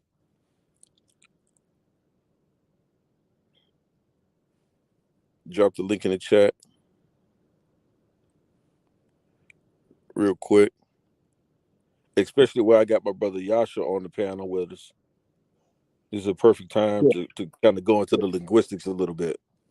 Yeah, I just want to say, man, that it's just a matter of agreeing and disagreeing with me, and it's nothing more than that. It's no, I disagree with you and I hate you, or I disagree with you and I don't like you, or even I disagree with you and I don't like what you say.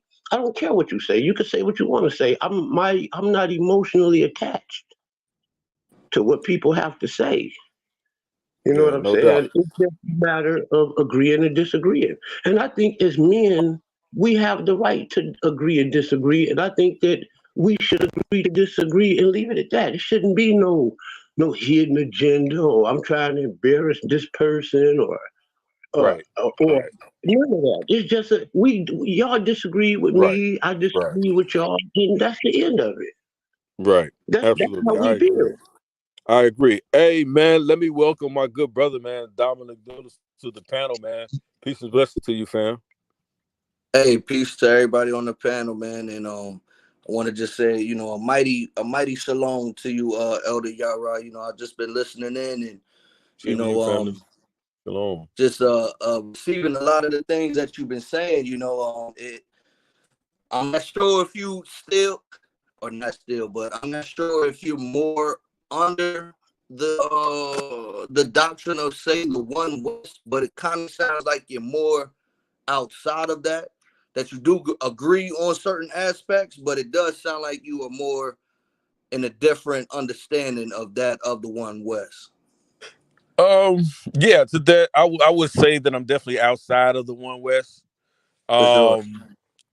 On Which I would quite agree with, which I do believe that there is things that I agree with the brothers from the West. But when I listen to you speaking, it sounds like you connecting more of these dots that we not hearing these One West brothers. You know what I mean? I appreciate that. Yeah. And I think all praises to the Most High Yah, man, because that's my whole point of having these streams and these shows where there's no big, no big chiefs and little Indians and, and Salaki, if I'm offending anyone. I myself have Native American ancestry. I have two great grandmothers who are full-blooded Native Americans. I try to have brothers have conversations and sisters have conversations, and we all do research together and actually do real study without any confirmation bias, right? Without hate, right? To see or discrimination, to see how it is that we all connect. Because there's no way when we go into the biblical narrative or we study the old Hebrew Bible, if you Torah only, there's no way we're studying these scriptures and then look outside of it historically speaking and geographically and see that these people weren't next door neighbors. They didn't have Right. border lines like we do today. These people were Right. crossing lands just walking. So how could they Right. not be interacting with each other and picking up and gleaning ideas from each other and different things of that nature? But I do understand that the quote unquote Israelite culture was a very distinct culture based on their belief practices, based on the deities that they worship. And when I say deity, I'm specifically Yah only, right?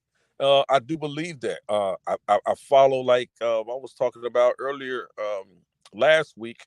I was talking about I follow what they call the Midianite or the Quinite hypothesis, that there is definitely some connection between the Midianites and Yahweh and Israelites. That's clear, right? So these various different lands as well. I don't think I see African blood and ancestry among the tribes of Israel, especially among the tribe of Judah. I clearly Right. see that. I see it in the scripture, right? I can clearly see where pre Exodus or pre Exodus time, I could see and understand historically and following the migration patterns of those who were come of Afro Asiatics. I know some people don't like that term, who would have been following the Most High Yah or had some understanding of that to a degree of who that God was before the Exodus, traveling across the lands and around the world, and we could see traveling to the Americas and how the Native Americans would have picked that up, right? They would have bought that with them coming out of Asia. So do I say that they're Israelites? No, but do I say they're connected? Or would I take them as an understanding of being Hebrews who followed the Most High Yah? I do believe they worship that spirit. Oh wow, that I was believe powerful. they worship their spirit. So I do believe that, unlike some of our other brothers who will just say Native American Indians and Hispanics, and say I see our seed mixed among all nations, just as I see Esau seed mixed among many nations. Would So you when say people that? try to Would point you out, say that the Northern Kingdom? Not to cut you real quick, go I just ahead. want to get a real quick clarification.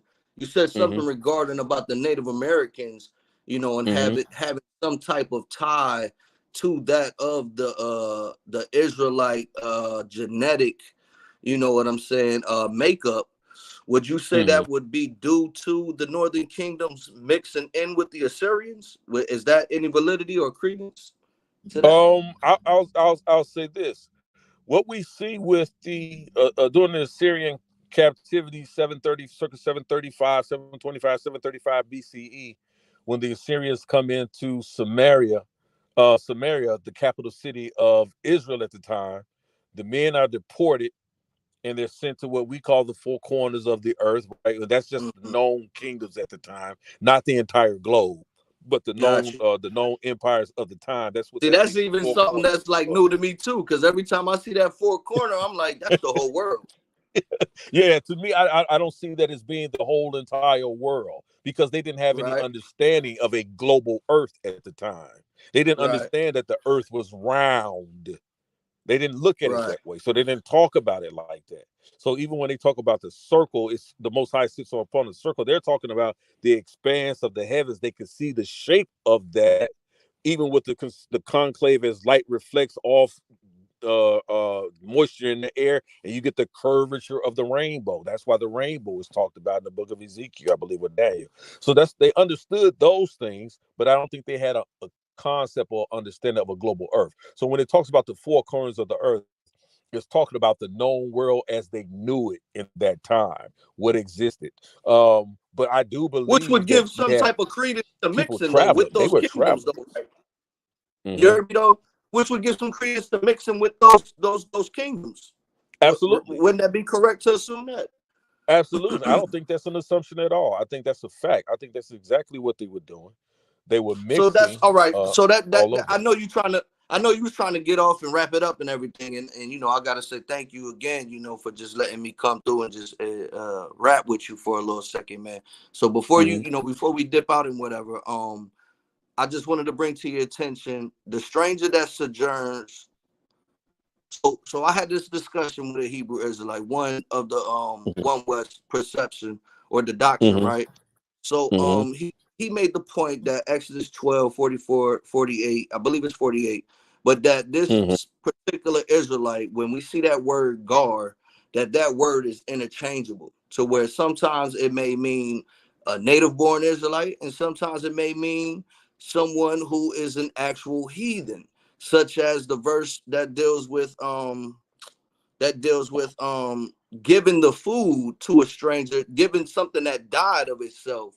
You have the option to either give it to a stranger or you have the option to give it to you have the option to sell it to an alien. So I Mm-hmm. did a little bit of research to try to get a little more understanding on why would Israel give this food that dies of itself to one of another nation. So I came across a few scriptures that gave a little bit of more understanding to my understanding. There's a scripture that says in 17, I think it was Leviticus 17:15, but it pretty much says Israel can eat something that dies of itself, right? As long as it's of the meat that, you know, is considered clean, such as, you know, goat, you know, et cetera, right? They could eat these things, like if it died from another animal killing it, you know, it didn't die in the proper way, that the clean way that Israel was supposed to be sacrificing these animals, right? They still had the option to eat this meat, but if they did eat the meat, right, they would have to cleanse themselves, and once the evening comes, they would be allowed to come back into the community. So what threw me off is that the Israelites, the one West, they keep asking. I keep hearing them asking people, okay, so why, if Israel, or no, if the strangers can join themselves with Israel, why are we allowed to sell them some dead ass meat that done died of itself? So I'm like, let me answer that. Let me see if I can find that, and I found it. I feel like I'm like, okay, hold up. Israel could actually eat this meat. So why y'all perpetrating like it was a bad thing? You see where I'm going I with this? understand exactly what you're saying.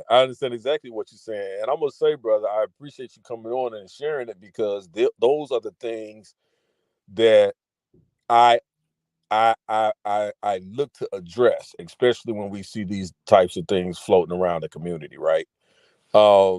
Especially coming out when you're talking to a lot of the One West camps, or camps that, you know, interpret the scripture that way. And here's my take, right? In my research, because I agree with what you just said, right? 100%. And let me tell you why. When we look at the dietary laws, right, we understand the Y'all, Rob, let me get a law. pencil real quick, because I feel like you about to say something. Hold up. Go ahead. All right, I'm ready. Go ahead. Yeah. So when we look at the dietary laws, right, there's something we have to understand, logically speaking, right? The Israelites are in Egypt. They come out of Egypt, right, during the Exodus period. They're taken into the wilderness, right?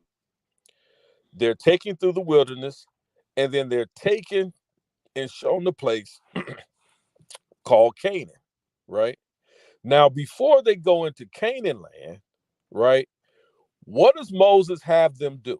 And this is why I tell people that Moses wasn't just leading them to a place he hadn't already known about, because the scripture tells us that he sent them up the hillside. He showed the 12 spies of the 12 tribes, one of each from each tribe, where to go, what path to take, so how they can sneak down into Canaan and not be detected, in order to spy out the land.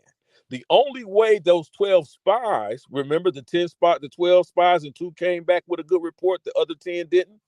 Right. So when they come back, the only way they're able to sneak down into Canaan land, according to Moses' instructions, is that he had already known that pathway. He had already been down in that land, or he had already had knowledge of how to get down into Canaan land. So as they follow Moses out of Egypt, they go down into Canaan land. The reason why this is important with the dietary laws, because we start to see in Exodus and Deuteronomy, and then in the Levitical writings, we start to see Moses teach the Israelites on what to eat, what not to eat. Why? Because they didn't know the land. So they didn't know what was poisonous. They didn't know what was good for eating. They were never in that land. That made crazy sense.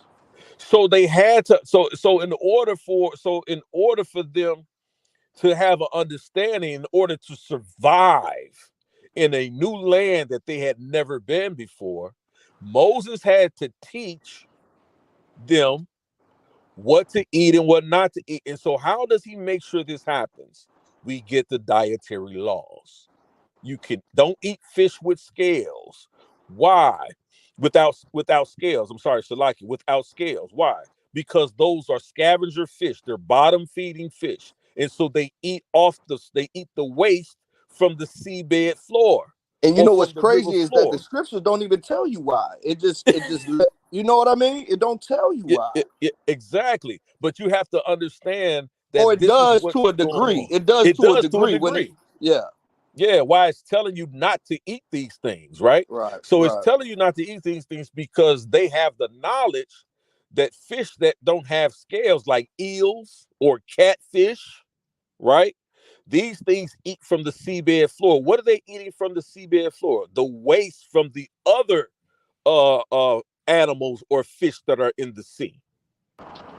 So it's not good to eat. They didn't know anything about deveining shrimp or deveining fish or clean. They didn't know that. So the best way to keep them from killing themselves by eating poisonous foods is to make a law and say don't eat it. Hey, Right? I got something I'd like to say. I got something I say. Go Man, ahead. I ain't said nothing in this discourse, but man, y'all boys chopping it up. But this is why we see this, right? And I said, and this is why we see these things in the Levitical law. When you talk about eating things, it tells you not to eat things like the hare, right, or things with the certain animals with a split with webbed feet or split hooves, right? It tells you not to eat those animals. When you start doing the research, right? You'll see that in those lands that were indigenous in those lands at the time, do some extra research. You'll see that there were certain things like they called them hares, right? But they weren't hares. They were I can't think of the name, but the scripture gives it a name, right? But you have to understand the reason how they were able to identify these things. They looked at the physical makeup of these things. We learn later on that physically speaking, so certain animals that regurgitated. The Bible talks about that chews the cud, right? Right. Right. So it chews the cud. So certain now cows chew the cud. They do that. But the Mm-hmm. Bible doesn't say don't eat beef, right? We're allowed to eat that, right? But why is the other animals that chew the cud we're not allowed to eat? Certain animals, when they chew the cud, they regurgitated it. And some of these animals, they have three stomachs: one that they hold the food, one that they chew the food up in, and then one that they regurgitate out of. And so the scripture is telling us those animals that you identify in the scripture, don't eat those, because if you eat those that regurgitate their vomit, you're gonna be susceptible to disease. This is why certain animals that you was just bringing out, they weren't allowed. They were saying at a particular time, don't touch this animal because this animal, more rigor mortis and more disease will set in. So don't eat that in that moment, right? That dead animal, don't eat that, right? Because once rigor mortis and disease sets in, now that becomes unclean to eat, right? Just like the reason there's a prohibition against swine, right? The prohibition against swine, if you do extra biblical sources, swine eat anything. They eat anything. They eat slop, waste. And so because they do that, you're Dead more body. susceptible. Exactly. You're more susceptible to getting diseases and worms and different things like that. A widespread of that breakout, you will die. This whole group of people coming from a land down in Egypt where they knew what to eat into a land called Canaan, which they didn't know what to eat, would have died just by eating whatever they saw. So, in order to safeguard that so that these people can grow and become a nation and expand, they had to know what to eat and not to eat. So, laws needed to be made. Now, people will say, well, hey, are those divine laws? I'm saying, yes, there is a divinity towards that because there is a knowledge beyond which we could understand how they knew not to eat these certain animals. You could say through observation, you could say through not. But if we understand these things now, here's my caveat. And here's why I throw a curveball to people today, right? This is why they tell you don't eat shrimp. Shrimp is, they ate from the seabed floor too. These are like arachnids. These are like sea roaches, right? Some they will say that, right? But you have to understand back during that time, and now I personally don't eat it, so y'all don't go there with me. I personally don't eat it. But they didn't know how to devein a shrimp. They didn't know how to get the pollution out of it. They didn't know that, right? Even today, you see catfish. Catfish would have been a fish with no scales you don't eat because they was eating off the seabed floor, eating away from other animals. But what do you do today when they talk about farm-raised catfish and they're not eating off the seabed floor? Is there evil spirit on catfish? No. There's no evil spirit on catfish. Is that the fish of Hashatan? No, it's not. But during that time, they didn't know that these animals, they didn't understand that these animals was eating the waste of other animals, and so it would make them sick. So don't eat it. That's all they knew. But what do you do with farm-raised catfish that don't do that today? Will it kill you? It won't kill you. What do you do with deveined shrimp today and lobster? They don't do it that way anymore. They have a cleansing process. Even right now today, those Israelis, and I don't connect myself to those people in Israel, but I'm telling you today they have kosher swine. I don't eat swine Right. at all, but they have kosher swine. Why? Based on the only things that it's allowed to eat. That's what makes it kosher. And that's the understanding that they didn't have today, that those animals was just eating anything and it would make you sick, it will kill and die. And this is the same reason why Moses kills those Moabites and Midianites, because their sinful practice of orgies and worshiping Chemosh and worshiping Molech. In these orgies, they were passing disease around. And so the Israelites that were involved in this idol worship, they were dying from what one scholar says was syphilis. It's the same symptoms. They were dying from it, from a sexually transmitted disease. So how does Moses get rid of that in order to save the Israelite people? There's only one way to do it back in that day, and that's just to wipe out everybody that's participating in this practice. Get them up out of here, right? And then this is why you have Phineas is taught as one of the messiahs, the saviors of Israel, because he takes the javelin and he spears it through the Israelite that's having sex with this Moabite woman in order to end the spread this disease. See, we gotta stop being so heavenly minded that we're no earthly good, that we can't understand what's being told. I keep telling people you have to look at this book as a wisdom text. It's a wisdom text, right? And so so those are the things that I look at and I talk to people about. So I know One West won't agree with that, to a degree. They want you to believe that, that God came down and told them don't do this because it was a spirit on the pig. It wasn't no spirit on the pig. It wasn't no spirit on the catfish. Ain't no spirit on shrimp. Ain't no spirit on none of that. Now, for health issues, are those the best types of foods to eat? No. Yeah. No. So for that, I don't do it. Yeah. You see what I'm saying? Why? Because the wisdom in the book tells me that. Yo, Yhwh. Yes, hey, sir. man. Again, I appreciate you let me come on for a minute and rap with you. I Yep, gotta no doubt. go. But Yep, no if doubt. there's if there's an email I could contact you with, and we could just continue a little bit more about just dealing with the foods, dealing with the specific words such as the strangers, because we have so many different meanings for a stranger. The Yep, car, absolutely. the guard. Absolutely. I would love to just hear your stance on that. Yeah, absolutely, no doubt. There's many different words. Sometimes it does refer to Israelites that were of the dispersed, and sometimes it refers to heathens. It does, but that's why you have to understand in what context is being used there. But people who often make that argument, brother, that you hear all the time, I tell them go study Isaiah chapter 56 and tell me what they mean. Tell me what it means. Yeah. You see what I'm saying? That, Study that that Isaiah chapter 56 and tell me what it means. that the stranger would be joined to the Israelite. Thank you. And Thank and you. that word is guard. And I'm It's like, yo, guard. so Exactly. I'm like, I'm lost. Like, what y'all trying to? Exactly. It's But guard. what's the email though, Elder? It's on the screen. It's speaknazareth@gmail.com. Thank you, Sister Professor, lovely lady, Okay, as for sure. usual, as always. So speaknazareth@gmail.com. Definitely hit me up, man. I love to deal with these types of questions.